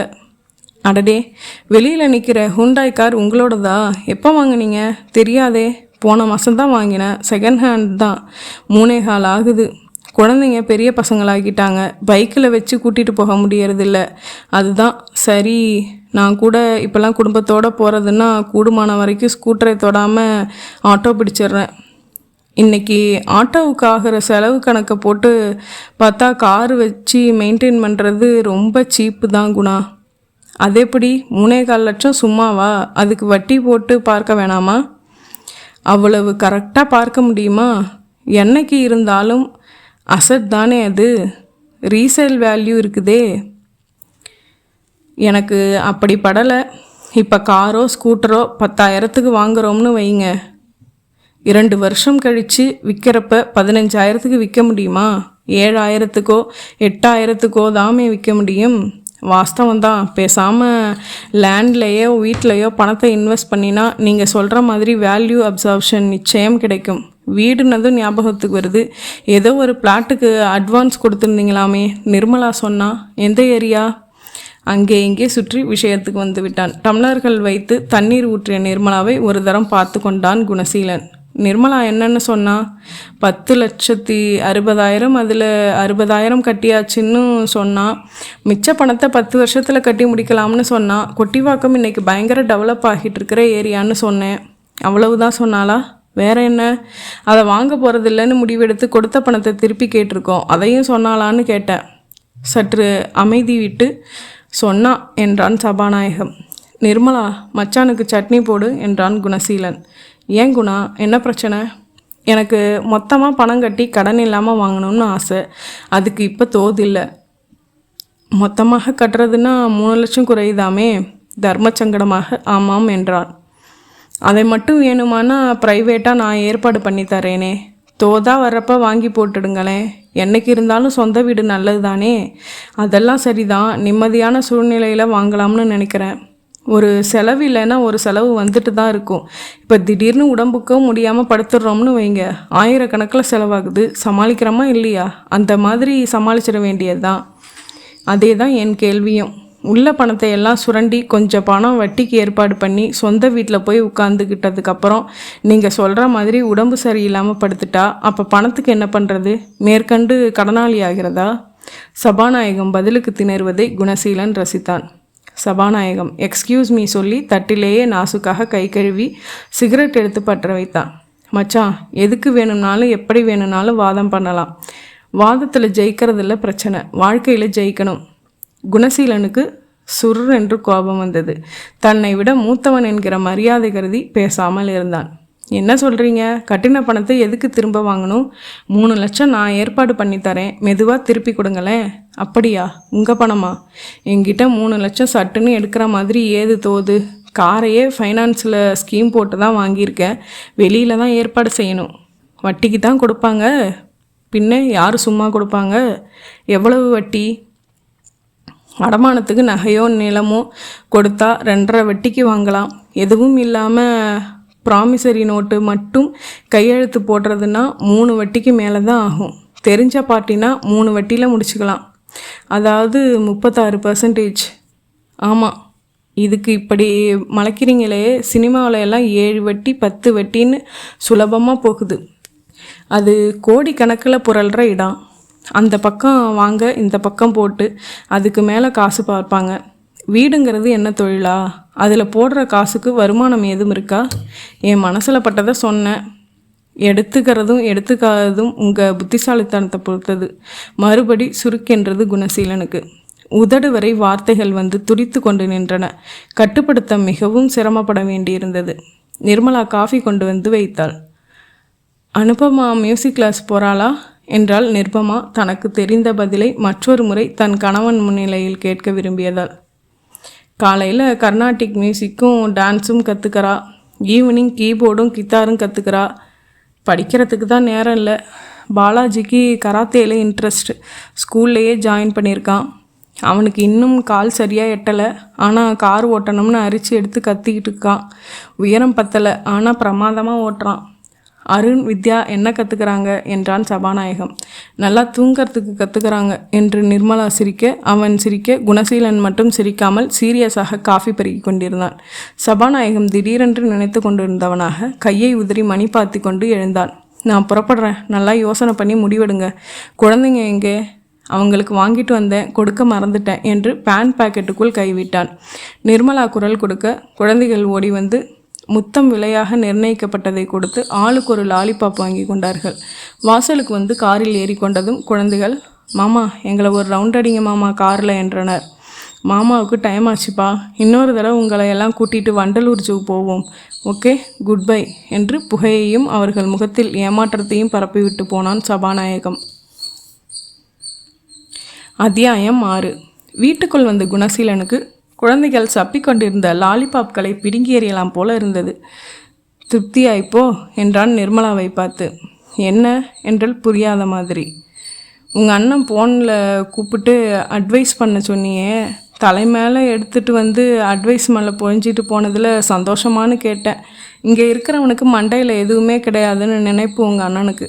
உங்கள் கிட்ட நாங்கள் பேசுகிற நியாயம் எடுபடாது. அதையும் இதையும் சொல்லி என்ன அடக்கிறீங்க? எனக்கு வேறு யார் இருக்காங்க? எங்கள் அப்பா எது சொன்னாலும் மரியாதை இருக்காது. அதனால தான் அண்ணங்கிட்ட வந்து எடுத்து சொல்லுங்கன்னு சொன்னேன். வந்து இன்றைய தேதிக்கு நம்ம வீட்டு நிலைமை என்ன, பேங்க்கில் பேலன்ஸ் என்னன்னு சப்ஜாடாக தெரிஞ்சுட்டு போயிட்டான். தேவையா இது? என்ன ஆயிடுச்சு இப்போது? என் அண்ணன் தானே உதவி செய்கிறேன்னு தானே சொல்கிறார். எதிரி உதவி? என்கிட்ட சாமான் சும்மா தான் பணம் கிடக்கு, தர்றேன், வட்டி இல்லாமல் திருப்பி கொடுங்கன்னு சொன்னால் அது உதவி. 3 வட்டிக்கு ஏற்பாடு பண்ணுறானா. ப்ராமிசரி நோட்டு கையெழுத்து மட்டும் போட்டால் போதுமா? அதை இவன் என்ன ஏற்பாடு பண்ணுறது? அந்த மாதிரி பார்ட்டிங்க 100 பேரை எனக்கு தெரியும். அன்னிங்கிற முறையில் அட்வைஸ் பண்ணலாம், ஏற்பாடு பண்ணலாம். சொந்த பணத்தை தூக்கி கொடுப்பாங்களா? அவர்கிட்ட மட்டும் கொட்டி கிடக்குதா? கேட்டிங்கல்ல, ஃபைனான்ஸில் பணம் வாங்கி தான் கார் வாங்கினேன்னு சொன்னார்ல. எல்லாம் உடான்ஸு. கார் வாங்கி 6 மாதம் ஆச்சு. 1 மாதம்தான் ஆச்சின்னு சொந்த தங்கச்சிக்கிட்டே புழுகிறான். நீலாங்கரையில் 2 கிரவுண்டு லேண்டு வாங்கி போட்டிருக்கான். தெரியுமா உனக்கு? உங்ககிட்ட சொன்னானா? இல்லையே. சரி, அப்படியே இருக்கட்டும். அவருக்கு சாமர்த்தியம் இருக்குது, சம்பாதிக்கிறாரு. அதுக்காக உங்களுக்கு சும்மா தர முடியுமா? அவருக்கும் பிள்ளைங்க இல்லையா? தங்கச்சிக்கு வந்தால் போனால் செய்கிறது போதாதா? அது என்ன சாமர்த்தியம்னு எனக்கு தெரியும். கம்பெனியில் இவன் பொறுப்பில் உள்ள சில கெமிக்கல் ஐட்டம்ஸை ரகசியமாக வெளி மார்க்கெட்டுக்கு வர்றதா சொன்னாங்க. ஒரு தடவை இவன் மேலே என்கொயரி நடந்து மேலே ஆஃபீஸர்களை செமத்தையாக கவனித்து தப்பினான்னு சொல்லியிருக்கான். ஞாபகம் இருக்கா? இதுக்கு பேர் சாமர்த்தியம் இல்லடி, திருட்டுத்தனம். மாட்டிக்கிட்டால் வேலையும் போகும், கம்பியும் எண்ணணும், தெரிஞ்சுக்கோ. அப்படி இப்படி எங்கேயும் நடக்கிறது தானே. அப்படி எல்லாரும் சாமர்த்தியமாக நடந்துட்டு இருக்காங்களாக்கும். உங்களுக்கு அந்த மாதிரி ஆஃபீஸ் அமையலங்கிறதுக்காக ஏன் சம்பாதிக்கிறவங்கள பார்த்து பொறாமப்படுறீங்க? என் ஆஃபீஸில் அந்த மாதிரி வாய்ப்பு இருக்கா இல்லையான்னு உனக்கு தெரியுமா? தப்பு செய்யணும்னு நினச்சா எங்கேயும் செய்யலாம், இப்படியும் செய்யலாம். அப்போ உங்களுக்கு சாமர்த்தியம் பத்தலைன்னு ஒத்துக்குங்க. வாயை மூடு. அடுத்தவன் பணத்தில் கை வைக்கிறதுக்கு சாமர்த்தியம் வேண்டியதில்லை. நேர்மையும் மனசாட்சியும் புதைக்க துணிஞ்சிட்டா போதும். அவன் முதுகில் 1000 அழுக்க வச்சுக்கிட்டு வந்துட்டான் எனக்கு அட்வைஸ் சொல்கிறதுக்கு. அவனுக்கு நீ வக்காலத்தை வாங்குற. நான் வாழ்க்கையில் ஜெயிக்கலைன்றான். எனக்கு புத்திசாலித்தனம் பத்தலைங்கிறான். மரியாதை கெட்டுடக்கூடாதுங்கிற காரணத்தினால வாயை அடக்கிட்டு பேசாமல் இருந்தேன். என்ன சொன்ன? தங்கச்சிக்கு வந்தா போனால் செய்யறானா? இவனா தங்கச்சி வீட்டுக்கு எத்தனை மாதம் கழித்து வந்திருக்கான். குழந்தைகளுக்கு 1.5 அணாவுக்கு லாலிபாப் வாங்கிட்டு வந்து கொடுத்துட்டு போகிறத பார்த்தில? ஐயா, நீ காசு பணம் எதுவும் கொடுக்க வேணாம். குழந்தைங்க ஆசைப்பட்டு கேட்டாங்களே, அவங்கள காரில் ஏற்றி ஒரு ரவுண்டு அடித்து இறக்கி விட்டுட்டு போனால் எவ்வளவு சந்தோஷப்பட்டிருக்காங்க. 5 நிமிஷம் ஆகுமா? அதுக்கெல்லாம் மனசு வேணும்டி. உங்களுக்கு ஏதாச்சும் குத்தி காட்டிக்கிட்டே இருக்கணும். மனசு இல்லாமல் தான் நான் சொன்னதும் உடனே புறப்பட்டு வந்தாரா? ஆஹா, அப்படியே பாசம் பொத்துக்கிட்டு வந்ததுதாக்கும். மச்சானோட இன்னைய நிதி நிலைமை என்னன்னு தெரிஞ்சுக்கிட்டு போகலாம்னு வந்துட்டான். ஆமாம், இங்கே அப்படியே என்ன முடியாமல் கட்டுக்கட்டாக குவிஞ்சு கிடக்குது. கணக்கு பார்க்க வந்தார். உங்கள் நிலமை தெரிஞ்சுக்கிட்டு அவர் என்ன செய்வார்? சொல்லிக்குவான் அவன் பொண்டாட்டிக்கிட்ட. பாத்தியா அவன் எப்படி இருக்கான், நான் உன்னை எப்படி வச்சுருக்கேன் பாத்தியான்னு பீத்திக்குவான். அப்படி ஒன்றும் பண்பாடு இல்லாதவர் இல்லை அவர். வீடாச்சே, குழந்தைங்கள் இருக்கிற இடமாச்சே, சாமி படமெல்லாம் மாட்டிருக்கேன்னு பார்த்தானா சாம்பிராணி போட்ட மாதிரி வீடு பூரா சிகரெட் புடைய நிரப்பி விட்டு போகிறது தான் பண்பாடா? நம்ம பிளாட்டு வாங்கிறதும் வாங்க வேணாம்னு தீர்மானிக்கிறதும் நம்ம குடும்ப விஷயம். இதை எதுக்கு நீ அவங்கிட்ட கொண்டு போகணும்? முதல்ல அதுக்கு பதில் சொல்லு. ஏன் எங்கள் அண்ணன் நம்ம குடும்ப விஷயத்தை தெரிஞ்சுக்கிட்டா என்ன தப்பு? அவருக்கு உரிமை இல்லையா? இருக்குது, உரிமை இருக்குது. உனக்கும் இருக்குல்ல. நீலாங்கரையில் அவன் லேண்டு வாங்கினதை சொன்னதான் அவங்கக்கிட்ட. நான் சொல்லித்தானே உனக்கு தெரியும். அதை கற்றுக்கிறதா இதை கற்றுக்கிறதான்னு அவன் பொண்ணை பற்றி அலட்டி காட்டினானே. இந்த வருஷம் 7வது ஃபெயில் ஆகிட்டா, அது தெரியுமா உனக்கு? அதை சொன்னானா? அவளோட என் ஆஃபீஸ் ஸ்டாஃப் ஒருத்தரோட பொண்ணும் படிக்கிறா. அவள் தான் எனக்கு சொன்னான். உன் குடும்ப விஷயத்தில் தலையிட உரிமை உள்ளவனுக்கு தன் குடும்ப விஷயத்தை சொல்கிறதுக்கும் உரிமை இருக்குல்ல சொன்னானா? வீக்னஸை யாராச்சும் சொல்லுவாங்களா? அதான் என் கேள்வியும். நீ ஏன் மெனக்கட்டு ஃபோன் பண்ணி நம்ம வீக்னஸை சொன்ன? இது வீக்னஸா? பின்ன இல்லையா? பணம் குறையிறதால பிளாட் வாங்காமல் இருக்கிறது நம்ம எக்கனாமிக்கல் வீக்னஸ் இல்லையா? இல்லைங்க, இது வீண் பிடிவாதம். சரி, பொண்ணு ஃபெயிலானது வீக்னஸ்ஸு சொல்ல வேண்டாம். நீலாங்கரையில் லேண்டு வாங்கினது வீக்னஸாக ப்ளஸ் பாயிண்ட் தானே, அதை சொல்கிறதுக்கு என்ன? மெதுவாக இன்னொரு சந்தர்ப்பத்தில் சொல்லலாம்னு நினச்சிருக்கலாம். நம்ம ஃப்ளாட் வாங்க கஷ்டப்படுறப்போ அவர் லேண்டு வாங்கினதை சொன்னால் பீத்திக்கிற மாதிரி இருக்கும். நம்ம மனசு கஷ்டப்படும்னு நினச்சிருக்கலாம். அட அட அட, அவ்வளவு சைக்காலஜிக்கலாக யோசிக்கிறவனாவும் அண்ணன்? அப்படி யோசிக்கிறவன் நம்மக்கிட்ட கார் இல்லையே, கார் எடுத்துகிட்டு போனால் மனசு கஷ்டப்படுமேன்னு யோசித்து ஆட்டோவில் வந்திருக்கணும். அசடு, அது இல்லடி காரணம். நாம் கண்ணு வச்சிடக்கூடாது, உதவி கேட்டு வந்து நின்றுடக்கூடாது, அதனால் சொல்லலை. இப்படி எல்லாமே ஒன்றுக்கும் அர்த்தம் கற்பிச்சுக்கிறதுக்கும் உங்களால் தான் முடியும். நம்ம குழந்தைங்க ஏதாச்சும் கற்றுக்கிறாங்களான்னு அண்ணன் கேட்டப்போ எனக்கு அவமானமாக இருந்துச்சு. டான்ஸில் சேர்த்து விடுங்கன்னு, பாட்டு கிளாஸில் சேர்த்து விடுங்கன்னு ஏதாச்சும் நடந்ததா? அது வேறு கான்செப்ட். அர்த்தம் இல்லாமல் பேசாத. குழந்தைங்களோட வளர்ச்சிக்காக செலவு பண்ணுறதுக்கு என்றைக்குமே நான் தயங்கினதே இல்லை. ஆனால் உன்னோட இன்ட்ரெஸ்ட்டு எல்லாத்தையும் குழந்தைங்க மேலே திணிக்கிறத நான் அலோவ் பண்ண முடியாது. உனக்கு டான்ஸ் பிடிக்கும்னா நீ கற்றுக்கோ. குழந்தைய போட்டு ஏன் தொணக்கிற? பாட்டு கற்றுக்க, டான்ஸு கற்றுக்க துடிக்குதுன்னு நீ 1000 தடவையாவது வித்யாகிட்ட சொல்லியிருப்ப. ஒரு தடவையாவது கற்றுக்கிறேன்னு அவள் சொல்லியிருக்காளா? பொறுமையாக உட்கார வச்சு அவளோட பேசி பார்த்துருக்கியா? அவளுக்கு அதில் எல்லாம் இன்ட்ரெஸ்ட் இல்லை. அவள் மைண்டு கம்ப்யூட்டரில் இருக்குது. அடுத்த வருஷத்துலேருந்து சேர்த்து விட போகிறேன். அதே மாதிரி அருணுக்கு பெயிண்டிங்கில் இன்ட்ரெஸ்ட்டு. அதுக்கு உண்டான வாட்டர் கலர்ஸ், ஸ்கெட்சஸ், ப்ரஷ் எல்லாம் வாங்கி கொடுத்துருக்கேனா இல்லையா? பிள்ளைங்களை அவங்க போக்குக்கு விடணும். வெளியில் சொல்லிக்கிறதுக்காக அவங்க மேலே அவங்களுக்கு பிடிக்காத விஷயங்களை திணிக்கக்கூடாது. டான்ஸ் பாட்டுனா மாதம் பணம் கட்டணும். ஸ்கெட்சு பேனா பெரிய யானை விலை பாருங்க. ஏண்டி, பொறுமையாக எடுத்து சொல்கிறேன், என்னை மட்டம் தட்டிக்கிட்டே இருக்கியே. என்ன தான் நினச்சிக்கிட்டு இருக்கவன் மனசில்? கொஞ்சமாச்சும் புரிஞ்சிக்க முயற்சி பண்ணிடி. ஒரு மனுஷன் இவ்வளவு சொல்கிறானே, நல்லத்துக்கு தானே இருக்குன்னு கொஞ்சமாவது யோசியேன். நீ பிடிச்ச பிடிவாதத்திலேயே ஏன் நிற்கிற? நினச்சதை எப்படியாவது சாதிச்சிடணும்னு ஏன் துடிக்கிற? பதிலுக்கு பதில் பேசி தூண்டி விடுறத நிறுத்தி சொல்கிறத மனசில் வாங்கிட்டு அமைதியாக உட்காந்து யோசிச்சுப்பாரு. உட்காந்து யோசிச்சு பார்க்கறதுக்கு என்ன பெரிய தத்துவமா சொல்கிறீங்க? பாரு, மறுபடியும் உன்னை சொல்லி பிரயோஜனம் இல்லை. உங்கள் அப்பாவை சொல்லணும். கொஞ்சம் படிக்க வச்சுருந்தா இப்படி முறுக்கிக்கிட்டு நிற்க மாட்டேன். நான் படிக்காதவ தான், 10ஆவதோட நிறுத்தினவ தான். தெரிஞ்சுதானே கட்டிக்கிட்டீங்க? டிகிரி படிச்சிருக்கான்னு ஏதாச்சும் பொய் சொல்லி கட்டி வச்சாங்களா? படித்த பொண்ணு தான் பொண்டாட்டியாக வரணும்னு அப்போவே வேணாம்னு சொல்லியிருக்க வேண்டியதானே? 14 வருஷம் குடுத்தனம் நடத்திட்டு 2 பிள்ளையும் பெற்றுட்டு இப்போ தான் தெரியுதா நான் படிக்காதவன்னு? ஐயோ, இப்போ என்ன சொல்லிட்டேனா? பொறுமையாக இரு. என்ன பொறுமையாக இருக்கிறது? கல்யாணமான புதுசில் காமராஜ், கருணாநிதி, எம்ஜிஆர் எல்லாம் காலேஜில் படித்தாங்கன்னு பேசின அதே வாய் தான் இன்றைக்கி படிக்காத ஜென்மம் நீதான்னு குத்தி காட்டுது. நெற்றியில் கை வைத்து கொண்டு உட்கார்ந்து விட்டான் குணசீலன். போதுமா, என்னால் முடியலை. ஒன்று நீ பேசாமல் இருக்கணும், இல்லைனா நானாவது பேசாமல் இருக்கணும். இத்தோட விட்டுரு. மேலே நான் எதுவும் பேசலை. ஆஃபீஸ்லேருந்து ஏன்டா வீட்டுக்கு வரோம்னு தோணுது. செய், அப்படி நொந்துக்கிற அளவுக்கு என்ன பண்ணிட்டாங்க இங்கே? விட்டுடுன்னு சொன்னேன் என்று கத்திவிட்டு படுக்கை அறைக்குள் சென்று படார் என்று கதவை சாத்தி கொண்டான் குணசீலன். அத்தியாயம் 7. ஸ்கூட்டரை வீட்டு வாசலில் நிறுத்திய போது வாசலில் பதட்டமாக நின்று கொண்டிருந்த நிர்மலாவை பார்த்தான் குணசீலன். என்ன என்றான். குழந்தைங்க இன்னும் ஸ்கூல்லேருந்து வரலங்க. மணி பார்த்தான் 5:45. 4 மணிக்கு பள்ளி விட்டு விடுவார்கள். அருகிலேயே பஸ் ஸ்டாப். 2 நிமிடத்திற்கு ஒரு பஸ் இருக்கிறது. தெருவில் 2 ஸ்டாப்பிங்குகள். எப்படியும் 4:30க்குள் வந்து விடுவார்கள். ஏதாச்சும் ஸ்கூலில் ஃபங்க்ஷன் இருக்கிறதா சொன்னாலா? இல்லையேங்க.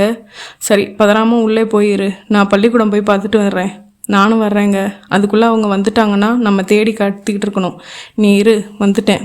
குணசீலன் ஸ்கூட்டரை திசை திருப்பினான். லேசான பதட்டத்தோடு அவர்கள் படிக்கும் பள்ளிக்கு வந்தான். ஸ்கூல் வாசலில் ஒரு சைக்கிள் கூட இல்லை. யாரும் இல்லை. வாட்ச்மேன் இருந்தான். விசாரித்தான். எல்லா பிள்ளைகளுமே ஸ்கூல் விட்டதுமே போயிடுச்சு. டீச்சர்ஸ் கூட போயிட்டாங்க. உள்ளே யாருமே இல்லை. எதுக்கும் உள்ளே போய் ஒரு ரவுண்டு பார்த்துட்டு வர்றேன். சரி, போயிட்டு வாங்க. குணசீலன், அருண், வித்யா 2 பேரின் வகுப்புகளுக்கும் சென்று பார்த்தான். வகுப்பறைகள் யாவும் பூட்டியிருந்தன. காலியான வராந்தாக்கள். திறந்த ஜன்னல்கள் வழியாக அவன் நடக்க நடக்க தெரிந்து மறையும் டெஸ்குகள், பெஞ்சுகள். அவர்களை காணோம். படிகள் இறங்கி வாசலுக்கு திரும்பிய போது அருகில் இருந்த சிறிய பூந்தோட்டத்துக்குள்ளிருந்து சன்னமான குரல்கள் வந்தன. உள்ளே நடந்தான். இது அருண் குரல் மாதிரி இல்லை, இது வித்யா குரல் மாதிரி இல்லை. சமீபித்தான். இவனுக்கு முதுகு காட்டியபடி புல்வெளியில் அமர்ந்திருந்தார்கள் இவர்கள். பேசிக்கொள்வதை தள்ளி நின்று கேட்டான். தேடுவாங்க வித்யா. போ, எனக்கு வீட்டுக்கு போக பிடிக்கல. எனக்கும் தான் பிடிக்கல. வேற என்ன பண்ணுறது? ஒரு அப்பா அம்மா தானே இருக்காங்க, ஒரு வீடு தானே இருக்குது. மனசு திக்குன்னு இருக்கு அருண். எனக்கும் கஷ்டமாக தான் இருக்குது. ஏன் எப்போ பார்த்தாலும் அம்மாவும் அப்பாவும் இப்படி சண்டை போட்டுக்கிறாங்க? தெரியலையே. நாம் எதுவும் பேச முடிய மாட்டேங்குதே. ஆமாம், நேற்று இங்கே ஒரு பட்டர்ஃப்ளை பிடிச்சமே, அதை பற்றி டேடி கிட்ட சொல்ல நினச்சேன். கோபமாக இருந்தாரா? சொல்லலை. பென்சில் சீவி கொடுன்னு கேட்டால் கூட அம்மா திட்டுறாங்க அருண். நீ சின்ன பொண்ணு, உன்னை திட்டுறாங்க. அன்னைக்கு என்னை எப்படி அடித்தாங்க நீ தான் பார்த்தியே. ஏன் இப்படி அடிக்கிறாங்க? அம்மாவுக்கு கோபம். யார் மேலே? அப்பா மேலே. ஏன் தெரியலை. எப்போ பார்த்தாலும் அப்பா கூட சண்டை போடுறாங்க. அப்பா பாவம் இல்லை? ஆமாம், அவர் தானே கஷ்டப்பட்டு ஆஃபீஸுக்கு போய் ரூபாயெல்லாம் கொண்டாடுறாரு. அவர்கிட்ட சண்டை போடலாமா? சரி, அப்பா கிட்ட கோபம்னா நம்ம ஏன் திட்டணும், அடிக்கணும்? அப்பாவை அடிக்க முடியாதே. ஏன்? தாலி கட்டிருக்காரே, புருஷனை யாராச்சும் அடிப்பாங்களா? அப்பாவுக்கு கோபம் வருது இப்போ. ஆனாலும் நம்ம அடிக்கிறதே இல்லை. ஏன் சொல்லு. அம்மா வேற அடிக்கிறாங்களே, நாம் வேற எதுக்கு அடிக்கணும்? பாவம்னு அடிக்கிறதில்ல. இப்போல்லாம் அப்பாவுக்கும் ரொம்ப கோபம் வருது. அப்படின்னா அவரும் இனிமேல் அடிப்பாரா? குணசீலனுக்கு கண்களிலிருந்து கண்ணீர் கொட்டியது. உதட்டை கடித்து கொண்டு பொங்கின உணர்ச்சிகளை சிரமப்பட்டு கட்டுப்படுத்தி கொண்டு மேற்கொண்டு கவனித்தான். தெரியலை. இப்போ என்ன செய்யலாம் அருண்? எங்கேயாவது போயிடலாமா? எங்கே? அதான் தெரியல அருண். பசிக்குதுடா. எனக்கு கூட பசிக்குது. பேசாமல் வீட்டுக்கு போயிடலாமா? சரி, போயிடலாம். இருவரும் எழுந்து அருகில் இருந்த ஸ்கூல் பேக்குகளை கையில் நுழைத்து முதுகில் மாட்டிக்கொண்டு திரும்பி எதிரே என்ற குணசீலனை பார்த்தார்கள். ஐ அப்பா என்றாள் வித்யா. ஸ்கூல் விட்டு எவ்வளவு நேரமாச்சு? இங்கே என்ன பண்ணிகிட்டு இருக்கீங்க 2 பேரும் என்றான் இயல்பான குரலை வரவழைத்து கொண்ட குணசீலன். சாரிப்பா, விளையாடிட்டு இருந்தோம் என்றான் அருண். இந்த வயதிலேயே போய் கள்ளத்தனம் எல்லாம் வந்துவிட்டன. கற்றுக் கொடுத்தது பள்ளிக்கூடமா இல்லை வீடா? நிச்சயமாக வீடுதான். சரி, பரவாயில்ல, இனிமேல் இந்த மாதிரி விளையாடிட்டு லேட்டாக வர்றதுன்னா காலையிலேயே சொல்லிட்டு வந்துடணும். என்ன டாடியும் மண்மியும் காணும்னு கவலைப்படுவோம் இல்லை? இருவரும் கோரஸாக தலையசைத்தார்கள். இவர்கள் பேசிக்கொண்டதை பற்றி விவரிக்கவே கூடாது. தெரிந்து விட்டதே என்று அனாவசியத்துக்கு அவர்கள் மனதில் ஒரு காம்ப்ளெக்ஸ் வந்து உட்காரும். வேண்டாம், இவர்கள் மனதில் பதிந்து போன எண்ணத்தை மாற்ற வேண்டும். அது நடவடிக்கைகளால் மட்டுமே சாத்தியம். ஒரு அமைதியான சூழ்நிலையையும் மனநிலையையும் நிர்மலாவிடம் உருவாக்கி பிறகு மனம் விட்டு இது பற்றி பேச வேண்டும். ஸ்கூட்டரில் 2 பேரையும் வைத்து கொண்டு ஓட்டிய போது குணசீலன் கேட்டான், வீட்டுக்கு போய் ட்ரெஸ் மாற்றிட்டு எல்லாரும் பீச்சுக்கு போகலாமா? ஹை, பீச் என்றாள் வித்யா. போலாம்ப்பா, ப்ளீஸ் ப்ளீஸ் என்றான் அருண். வீட்டு வாசலில் வண்டியை நிறுத்தியதும் உள்ளே இருந்து பதட்டமாக வந்து நிர்மலா குழந்தைகளை பார்த்து, என்ன பண்ணிட்டு இருந்தீங்க ஸ்கூலில் என்று கத்தினாள். கத்தாத நிர்மலா, உள்ளே போய் பேசலாம். கார்டனில் கொஞ்சம் நேரம் விளையாட்டிட்டு புறப்படலான்னு பேசியிருக்காங்க. நேரம் போனதே தெரியலை. நான் அட்வைஸ் பண்ணிட்டேன். சனியன்களே, பதற வச்சிட்டிங்களே. ஸ்கூல் விட்டது நேராக வரதை விட்டுட்டு அங்கே என்ன விளையாட்டு? உங்கள் 2 பேருக்கும் ரொம்ப தான் திமிர் ஏறிப்போச்சு. உள்ளே வாங்க சொல்கிறேன். நிர்மலா, நான் சொல்லிட்டேன்னு சொல்கிறேன்ல, விட்டுடேன் என்றபடி அவர்களை அழைத்து கொண்டு உள்ளே வந்தான். என்னத்தை சொன்னீங்க? 2 வைங்க முதுகில். சொல்கிற பேச்சை எதையுமே கேட்குறதில்ல. அழிச்சாட்டியமான பிடிவாதம். முறைக்கிறத பாருங்க. சரி, விட்டுடு. என்ன விடுறது? காணோம்னு என் மனசு திக்கு திக்குன்னு அடிச்சுக்கிட்டது எனக்கு தானே தெரியும். ஒரு ஒழுங்கு வர வேண்டாம். எத்தனை தடவை சொன்னாலும் மாறவே மாட்டேங்கிறாங்க. நிர்மலா, அதான் கூட்டிகிட்டு வந்தாச்சுல்ல, அவர்களுக்கு ட்ரெஸ் மாற்றி டிஃபன் ஏதாச்சும் கொடு, பசிக்கும். எப்படியே போகிறாங்க, விடுங்க. நிர்மலா, இது அதிகம். என்ன ஆயிடுச்சுன்னு இவ்வளவு குதிக்கிற? அவங்க வயசு என்ன, உன் வயசு என்ன? குழந்தைங்கன்னா எப்படி இருப்பாங்க? உன் அளவுக்கு மெச்சூரிட்டி அவங்களுக்கு இருந்தால் அவங்க குழந்தைங்க கிடையாது. பிடிவாதமும் அலட்சியமும் வளர்ந்தவங்களுக்கே இருக்கிறப்போ குழந்தைங்களுக்கு இருக்காதா? எல்லாம் நம்ம வீட்டில் பார்த்து தானே கற்றுக்குறாங்க. பக்கத்து வீட்டில் இருந்தால் கற்றுக்குறாங்க. இப்போ ரொம்ப சந்தோஷமாக உங்களுக்கு. குழந்தைங்களுக்கு முன்னாடி இப்படி திட்டுனா என்னை எப்படி மதிப்பாங்க? அவங்க என் வார்த்தையை எப்படி எடுத்துப்பாங்க? மதிப்பும் மரியாதையும் உருவாக்கி வர்றதில்ல. நம்ம நடவடிக்கைகளை பார்த்து தானாக உருவாகணும். அது உருவாகிற மாதிரி நடந்துக்கணும். ஓடும். சும்மா கத்துறது இல்லை, பிரயோஜனம் இல்லை. அவங்களுக்கு ட்ரெஸ் மாற்றி விடு. நீயும் மாற்றிக்கோ. எல்லாருக்கும் பீச்சுக்கு போயிட்டு வரலாம். நிர்மலா பதில் எதுவும் பேசாமல் குணசீலனை பார்த்து ஒரு முறைப்பு முறைத்து விட்டு நேராக அறைக்குள் சென்று கட்டிலில் குப்புறப்படுத்து கொண்டாள். ஏய், இப்போ குழந்தைகளுக்கு டிஃபன் கொடுக்க போறியா இல்லையா? குறையலையத்து கத்தினான் குணசீலன். அவர்களிடமிருந்து எந்த பதிலும் இல்லை. தன் நெற்றியில் பளிச்சென்று அடித்து கொண்டான். உன்னை கல்யாணம் பண்ணிக்கிட்டேன் பாரு, அன்னையிலேருந்து என் நிம்மதி எல்லாம் போயிடுச்சுடி என்றவன் திரும்பி குழந்தைகளை பார்த்தான். நீங்கள் வாங்க, நான் ட்ரெஸ் மாற்றி விடுறேன், டிஃபன் தர்றேன், நம்ம பீச்சுக்கு போகலாம்.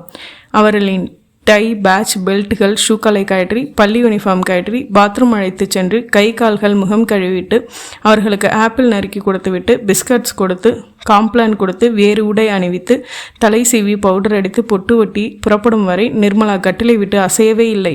வாசல் அருகில் நின்று குணசீலன், கதவை தாழ்பால் போட்டுக்கிட்டு போய் ரெஸ்ட் எடு, எவனாவது பூந்து எல்லாத்தையும் அள்ளிக்கிட்டு போனா தெரியாது என்று விட்டு ஸ்கூட்டரை ஸ்டார்ட் செய்தான். ஸ்கூட்டரில் செல்லும்போது அருண், சாரிப்பா என்றான். ஏண்டா, எங்களால் தானே உங்களுக்குள்ள சண்டை? இல்லடா கண்ணா, இந்த பிரச்சனை இல்லைனா வேற எதையாச்சும் எடுத்துக்குவா அவங்க அம்மா. அம்மா ஏன்பா சும்மா அவங்க கூட சண்டை போடுறாங்க? தெரியலடா. அம்மா முந்தி மாதிரி எல்லாம் சிரித்து சிரித்து எல்லாருக்கிட்டையும் பேசுவாங்க. இப்போ சிடுன்னே இருக்காங்க. ஏன்பா? அதெல்லாம் ஒன்றும் இல்லை, மறுபடி சிரிக்காமல் வச்சிடலாம். இதையெல்லாம் நீங்கள் நினைக்க வேணாம். என்ன, தன் குழந்தையை இப்படி கவலையோடு விசாரிக்கிற அளவுக்கு சூழ்நிலை இருப்பதை நினைத்து எரிச்சலாக வந்தது குணசீலனுக்கு. கவலையாகவும் இருந்தது. அத்தியாயம் 8. கடற்கரையில் விளையாடிய களைப்பில் திரும்பி நொறுக்கு தீனிகள் நிறைய சாப்பிட்டதால் சாப்பாடு எதுவும் வேண்டாம் என்று சொல்லி ஆளுக்கு ஒரு வாழைப்பழம் மட்டும் சாப்பிட்டு விட்டு படுத்து குழந்தைகள் உடனே உறங்கி போனார்கள். டிவி பார்த்து கொண்டிருந்த குணசீலிடம் வந்து, தோசை மாவு இருக்குது, சப்பாத்தி மாவும் இருக்குது, எது வேணும் என்றால் நிர்மலா தலை பார்த்தபடி. நீ சாப்பிடு, எனக்கு பசிக்கலை. நானும் 2 பழம் மட்டும் சாப்பிட்டுட்டு படுக்க போகிறேன். 2 சப்பாத்தி மட்டும் சாப்பிட்டுட்டு படுங்க, உங்களுக்கு பசிக்கும்னு தெரியும். நடராசி பதுக்குதுன்னு எந்திரிச்சு ஃப்ரிட்ஜில் என்ன இருக்குன்னு பார்ப்பீங்க, இங்கேயே எடுத்துகிட்டு வர்றேன் என்று சொல்லிவிட்டு அவன் பதிலுக்கு காத்திருக்காமல் சமையலறைக்குள் சென்று கேஸ் அடுப்பை பற்ற வைத்தாள்.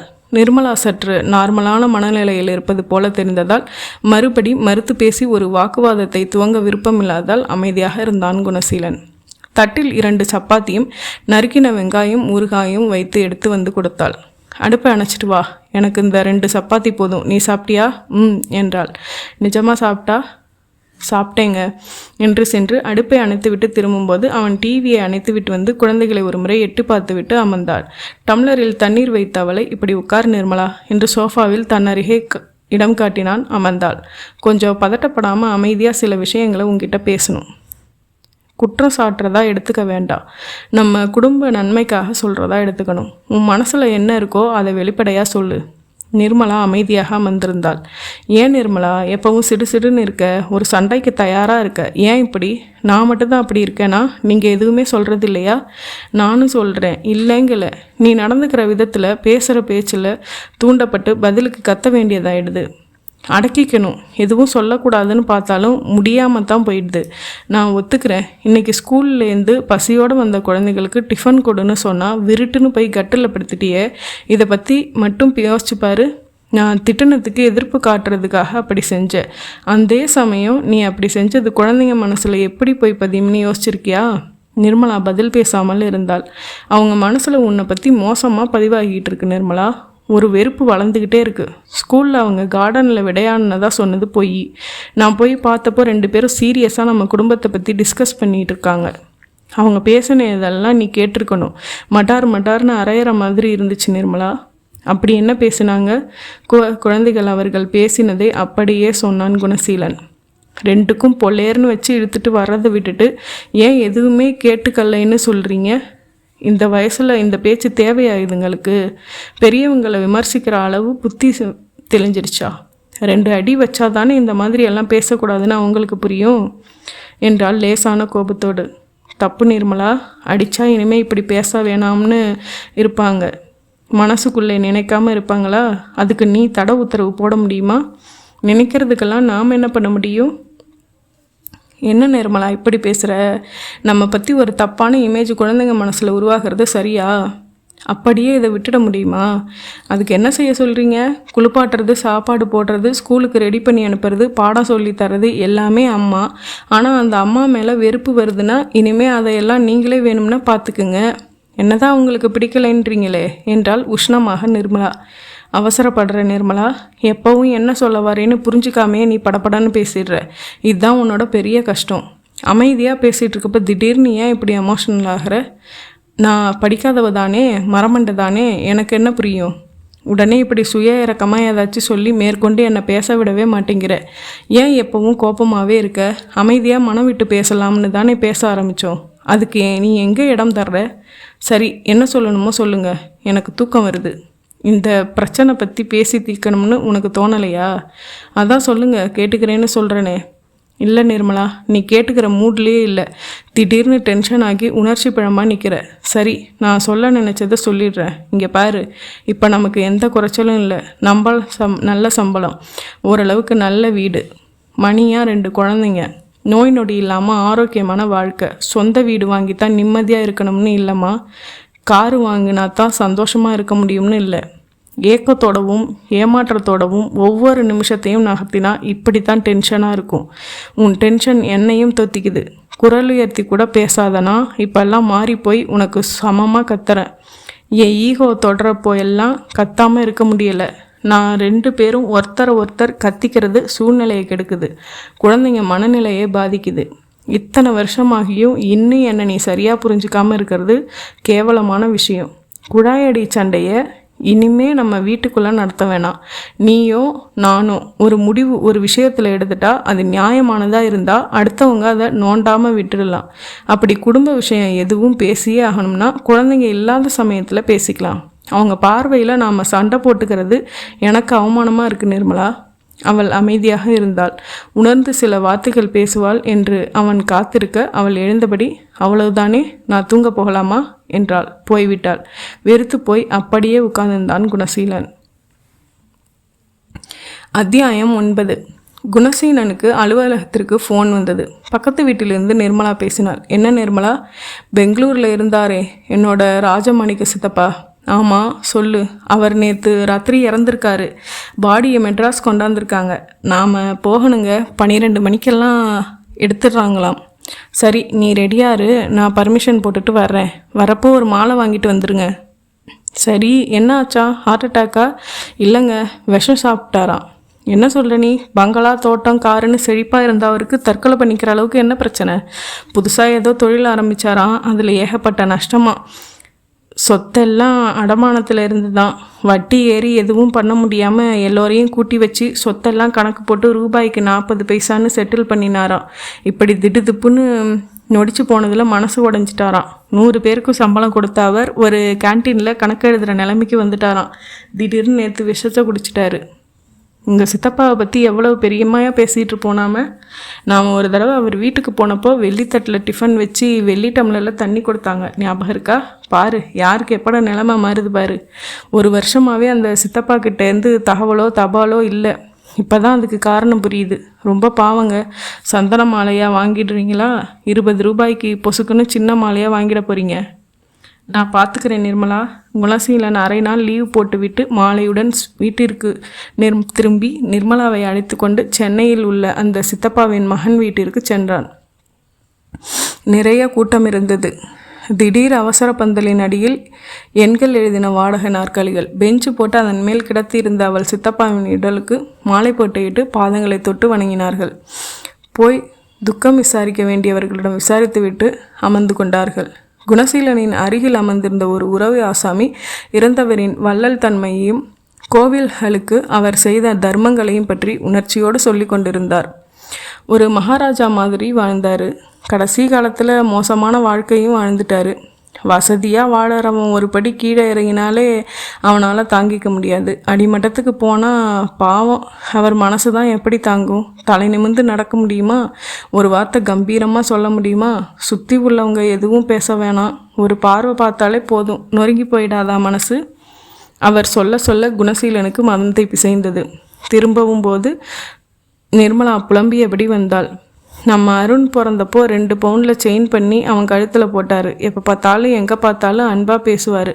ஒரு 5 நிமிஷம் அவர் வீட்டுக்கு போயிட்டு திரும்பினா கூட ஒரு ரவுக்க துணி வச்சு வெள்ளி குங்குமச்சிமிழ் டப்பான்னு ஏதாச்சும் வச்சு கொடுப்பாங்க.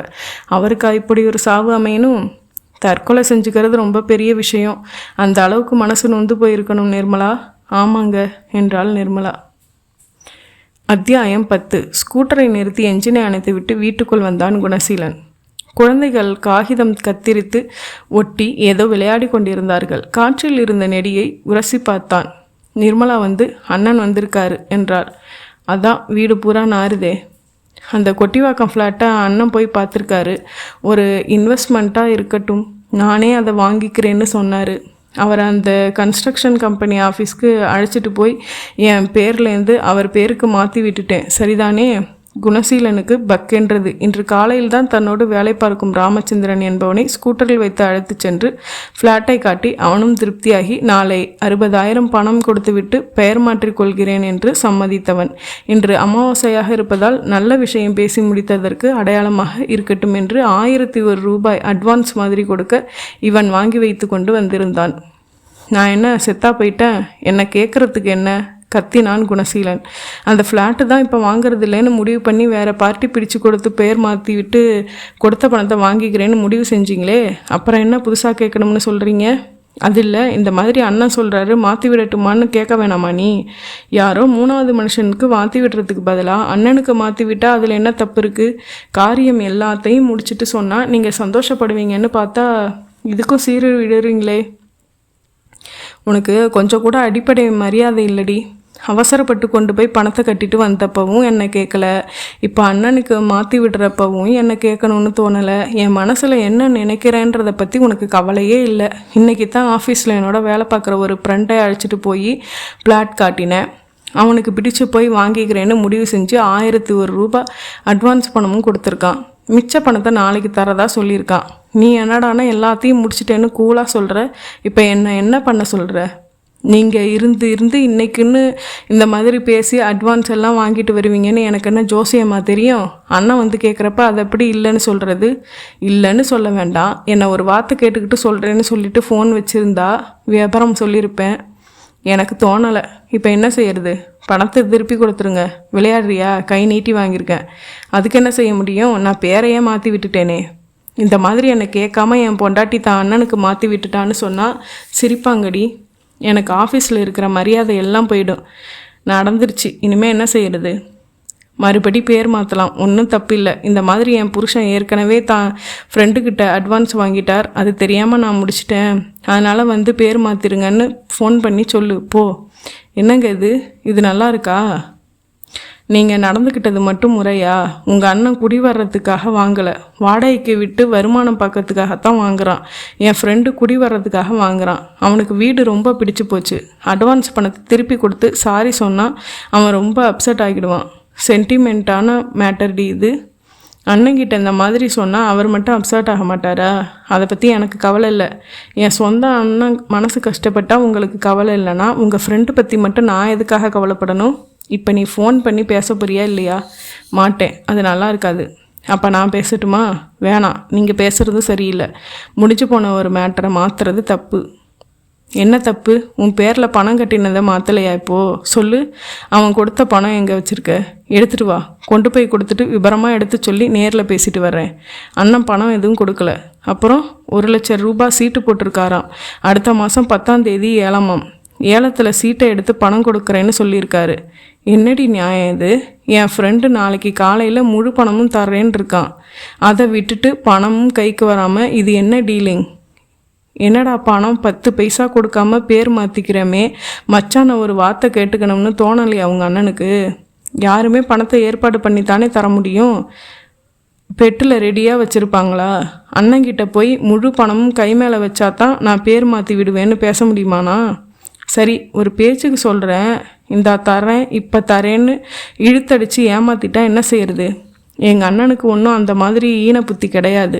அவர் தகுதிக்கு இந்த மாதிரி 10 வீடு வாங்கி போடுவார். பார்ட்டி கிடைக்காம நீங்கள் கஷ்டப்படுறீன்னு ஒரு உதவியாக தான் இது வாங்கி போடுறேன்னு சொன்னார். உனக்கு உன் புருஷனை விட அத்தனை பேரும் வசதி தாண்டி. மற்றவன் வார்த்தை எல்லாம் வேத வாக்கு. நான் சொன்னால் மட்டும் அதுக்கு ஒரு அர்த்தமும் கிடையாது, ஒரு மரியாதையும் கிடையாது. உங்கள் அண்ணன் தந்திரமாக பேசி முடிச்சுக்கிட்டான்.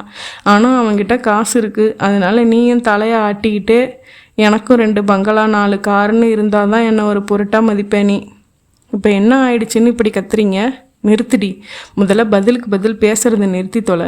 குழந்தைங்க நம்மளை தான் வேடிக்கை பார்க்குறாங்க. சாமி வந்தது மாதிரி ஆடுற நீங்களா நானா?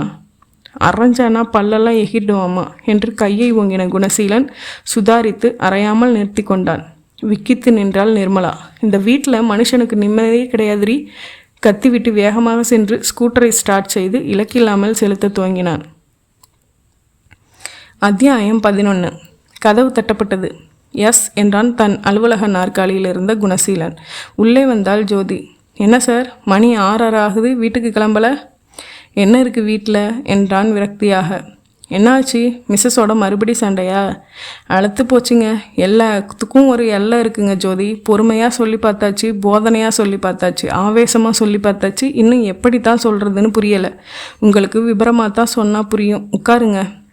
ஜோதி எதிர்நாற்காலியில் அமர்ந்தாள். குணசீலன் நேற்றைய பிரச்சனையை விவரித்தான். கோபமாக வெளியில் போயிட்டு 2 மணி நேரம் கழித்து திரும்ப வீட்டுக்கு வந்தேனே, அப்போயாவது கிட்ட வந்து மன்னிச்சிடுங்கன்னு ஒரு வார்த்தை சொல்கிறாளா? உணர்ந்தா தானே சாரி சொல்கிறதுக்கு.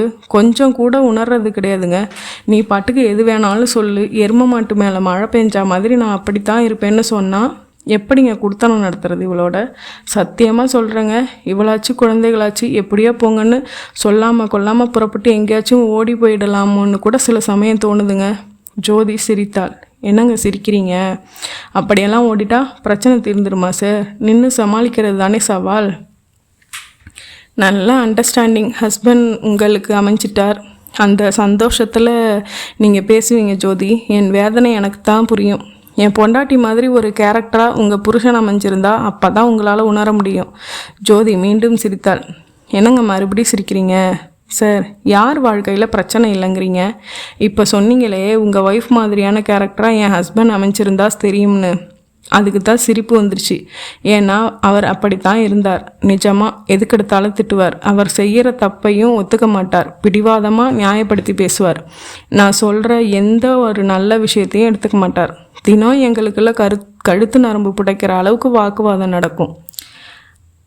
அவளை ஆச்சரியமாக பார்த்தான். நிஜமாவா சொல்கிறீங்க ஜோதி? நிஜமா. ஆனால் இப்போ இல்லை, 4 வருஷம் முன்னாடி. அப்படியா? எப்படி மாறினார்? என்னோட எக்ஸ்ட்ரீம் பொறுமை தான் பிரச்சனையை ஜெயிச்சது சார். எத்தனை அறை வாங்கியிருப்பேன் தெரியுமா? பைசா பொறுமானம் இல்லாத விஷயத்துக்கெல்லாம் கத்துவார். உங்களை மாதிரி தான் நானும் பதிலுக்கு பேசுவேன். அவர் ஆத்திரம் இன்னும் அதிகமாகும், இன்னும் கத்துவார். கிட்டத்தட்ட ஒரு ஹிஸ்டீரியா பேஷண்ட் மாதிரி தான் நடந்துப்பார். பல ராத்திரிகள் தூங்காமல் அழுதிருக்கேன். அப்புறம் எனக்கு அவர் மேலே கோபம்தான் வந்ததே ஒழிய அவரை விட்டு விலகணும்னு வெறுப்பு வரல. இந்த பிரச்சனையை சரி பண்ணணும்னு ஒரு வைராக்கியம் தான் வந்துச்சு. பொறுமையாக லாஜிக்காக யோசித்தேன். அவருக்கு அடிப்படையின என்ன பிரச்சனைன்னு ஆராய்ச்சி செய்ய ஆரம்பித்தேன். கோபங்கிறது நீளமாக வளர்கிற நகம் மாதிரி. நகம் நீளமாக வளர்ந்துட்டா நகத்தை வெட்டுறோமா விரலையே வெட்டுறோமா? அந்த மாதிரி அவர்கிட்ட உள்ள கோபத்தை ஜெயிக்கணும்னு ஒரு வெறி வந்துச்சு. ஒரு பந்தை சோத்தில் எரிஞ்சால் அதே வேகத்தில் திரும்ப வரும். மறுபடி எரிஞ்சு விளையாடணும்னு தோணும். கட்டில் மெத்தை மேலே பந்தை வீசினா சொத்துன்னு வீடும், உருளும், எதிர்ப்பே இருக்காது. அவர்கிட்டேருந்து கோபமாக வார்த்தைகள் வர்றப்போ நான் சுவர் மாதிரி உறுதியாக நின்று திருப்பி அனுப்புறதை நிறுத்தி மெத்தை மாதிரியான ரியாக்ஷன் கொடுத்தா எப்படி இருக்கும் யோசித்தேன். மெத்தை மாதிரினா பந்து வீச்சை வாங்கிக்கும், ஆனால் எதிர்ப்பு காட்டி திருப்பி அனுப்பாது. மறுபடி மெத்தை மேலே பந்து வீச ஆசையே வராது. அந்த டெக்னிக்கை தான் உபயோகித்தேன். அதாவது அவர் எந்த விஷயத்துக்காக காட்டு கத்தலாக கத்துறப்பவும் ஒரு வார்த்தை எதிர்த்து பேசாமல் சிரித்த முகத்தோட அவர் திட்டுறதுல நியாயமே இல்லைன்னா கூட திட்டுங்க, என்னை திட்டுறதுக்கு உங்களுக்கு மட்டும்தானே உரிமை இருக்குது, பக்கத்து வீட்டுக்காரனா வந்து திட்ட முடியும்னு சொல்ல ஆரம்பித்தேன். அவருக்கு ஆச்சரியமாக போயிடுச்சு. எதிர்வாதம் இல்லாமல் அவரால் திட்ட முடியலை. எனக்கு கோபம் ஏற்பட்டுறதுக்கு எவ்வளவோ முயற்சி செஞ்சார். பல தடவை நான் பிடிவாதமாக கட்டுப்படுத்திக்கிட்டேன். பேசி ஜெயிக்க முடியாத அவரோட கோபத்தை மௌனத்தால் ஜெயிச்சிட்டேன் சார். வார்த்தை சண்டை ஓஞ்சாலே மனசு அமைதியாக இருக்கும். மனசு அமைதியாக இருந்தால் செயல்களோட நியாய அநியாயங்களை நிச்சயமாக உணரும். அவரும் உணர்ந்தார். கேட்க ரொம்ப சந்தோஷமாக இருக்குங்க ஜோதி. இதே மாதிரி என் பொண்டாட்டியும் மௌனமாக இருந்துட்டா சண்டை எப்படி வளர முடியும்? அமைதியாக இருக்கலாம்னு தலைகீழாக நின்று கத்தி பார்த்துட்டேங்க. உங்களை மாதிரி அவள் படித்தவ இல்லைங்க. இப்படி உட்கார்ந்து யோசித்து செயல்படுற ரகம் இல்லைங்க. சில வினாடிகள் அமைதியாக இருந்த ஜோதி, சார் நீங்கள் என்னை விட வயசில் பெரியவர், நான் சொல்கிறேன்னு தப்பாக நினைக்காதீங்க, ஸ்போர்ட்டிவாக எடுத்துக்கிறதா இருந்தால் சொல்கிறேன் என்றாள். என்ன சொல்லுங்கள் தாராளமாக. இப்போது நீங்கள் சொன்ன வாக்கியத்தை நீங்களே நினச்சி பாருங்கள். அது எவ்வளோ பெரிய அபத்தமான வாக்கியம்னு நீங்களே உணர்வீங்க. என்ன சொன்னீங்க? அமைதியாக இருக்கலாம்னு தலைகீழாக நின்று கத்தி பார்த்துட்டேன்னு சொன்னீங்க. சத்தம் உருவாக்குறது ஒருத்தர் போதும், ஆனால் அமைதி உருவாக்குறதுக்கு எல்லோருடைய ஒத்துழைப்பும் அவசியம் இல்லையா? என்கிட்ட பதில் சொல்லணும்னு அவசியம் இல்லை. நீங்களே யோசிச்சு பாருங்கள். உங்களுக்கும் உங்கள் மனைவிக்கும் நடந்த வார்த்தை யுத்தத்தில் அவங்க பக்கம் நியாயம் இல்லைனாலும் நீங்கள் எந்த பதிலும் பேசாமல் இருந்திருக்கீங்களா? அவங்க சண்டையை ஆரம்பிக்கிறவங்களா இருக்கலாம், ஆனால் நான் சொன்ன மாதிரி அவங்க வார்த்தைகளால் தூண்டப்படாமல் புன்னகையோட ஒரு தடவையாவது பிரச்சனையை சமாளிச்சிருக்கீங்களா? அது எப்படிங்க முடியும்? பேசக்கூடாதுன்னு நினைக்கிறது தான், ஆனால் கோபத்தை கிளறி விடுற மாதிரி வார்த்தை வந்து விழுந்தா அணையாமல் நெருப்பு உங்ககிட்ட இருந்தால் தானே அதை கிளறி விடுறப்போ நெருப்பு பற்றிக்கும். தூண்டப்படுற பேச்சு, நீங்கள் பேசுகிற கடுமையான வார்த்தைகள் அவங்க கோபத்தை தூண்டுதா? நெருப்பை அணைக்கணும்னு நோக்கம் இருந்தால், ஆனால் மாறி மாறி தண்ணி ஊற்றுறதுக்கு பதிலாக பெட்ரோல் ஊற்றிக்கிட்டு இருந்தால் நெருப்பு எப்படி அணையும்?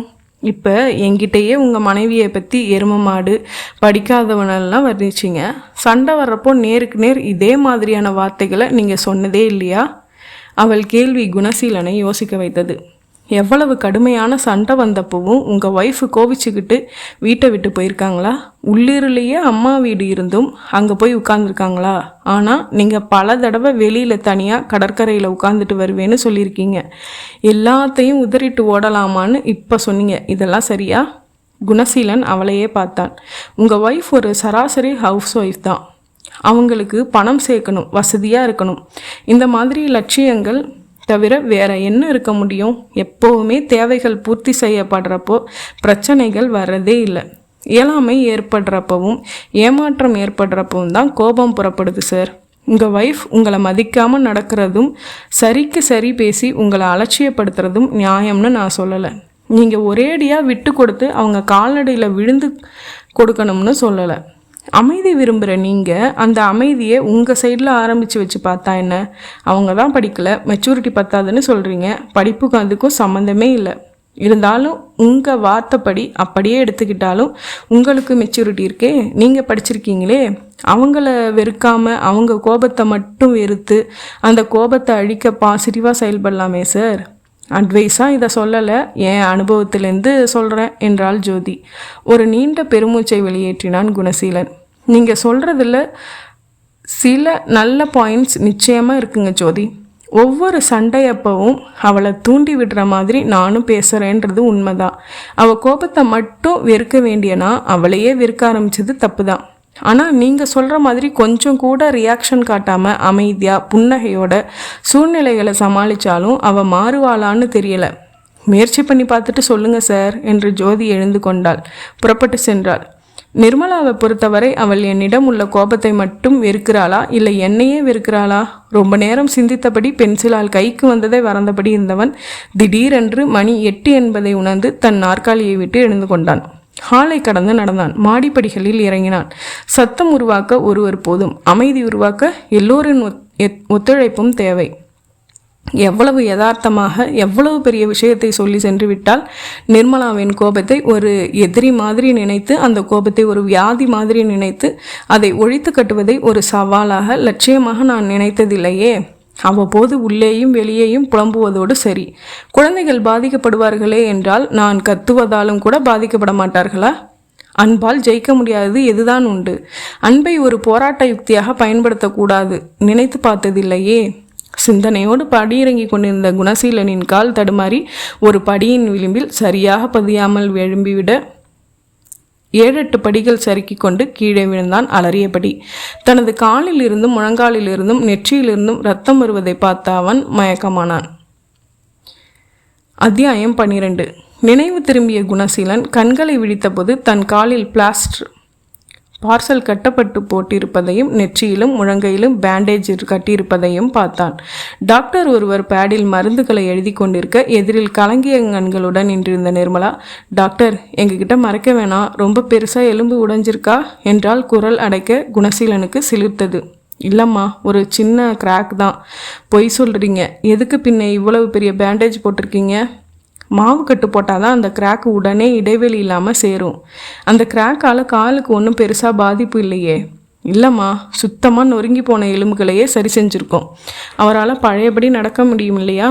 கண்டிப்பாக. ஒரு வாரம் இங்கே ரெஸ்ட்டில் இருக்கணும், வீட்டில் ஒரு வாரம் ரெஸ்ட்டில் இருக்கணும். அதுக்கப்புறம் உங்கள் ஹஸ்பண்ட் 100 மீட்டர் ரேஸ்லேயே கலந்துக்கலாம், ஃபுட்பால் ஆடலாம், மலை ஏறலாம். போதுமா? சும்மா என்னை திருப்திப்படுத்துறதுக்காக சொல்லலையே என்று பரிதவிப்புடன் கேட்ட அவளை புன்னகை மாறாமல் பார்த்தார் டாக்டர். கவலைப்படாதீங்கம்மா என்று விலகி நடந்தார்.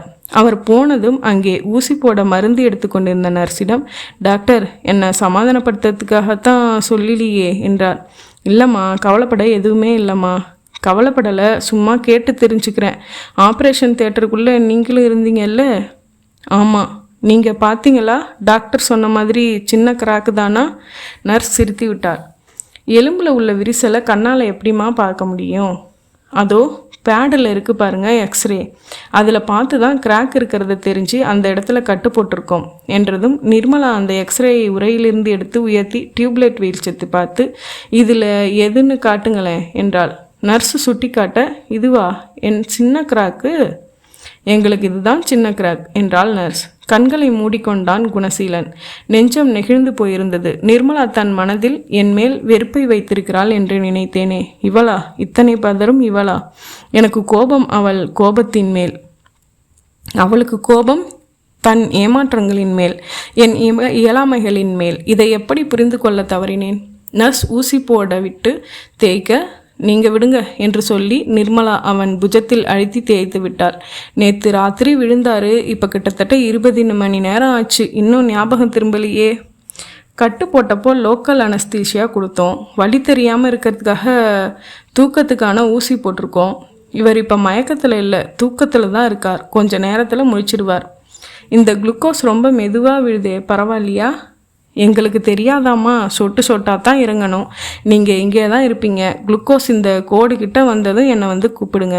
நர்ஸ் போனதும் ஸ்டூலில் அமர்ந்து கொண்ட நிர்மலா கவலையோடு குளுக்கோஸை பார்த்து கொண்டிருக்க கண்களை திறந்த குணசீலன், நிர்மலா என்றான் மெதுவாக. அவள் முகம் பூரிப்புடன் விரிந்தது.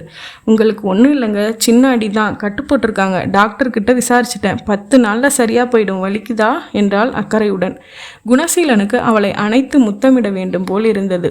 உள்ளத்தில் உருளும் அன்பை வெளிப்படுத்த உப்பு சப்பில்லாத தினசரி வாழ்க்கை சம்பவங்களில் சந்தர்ப்பங்கள் அமைவதில்லை.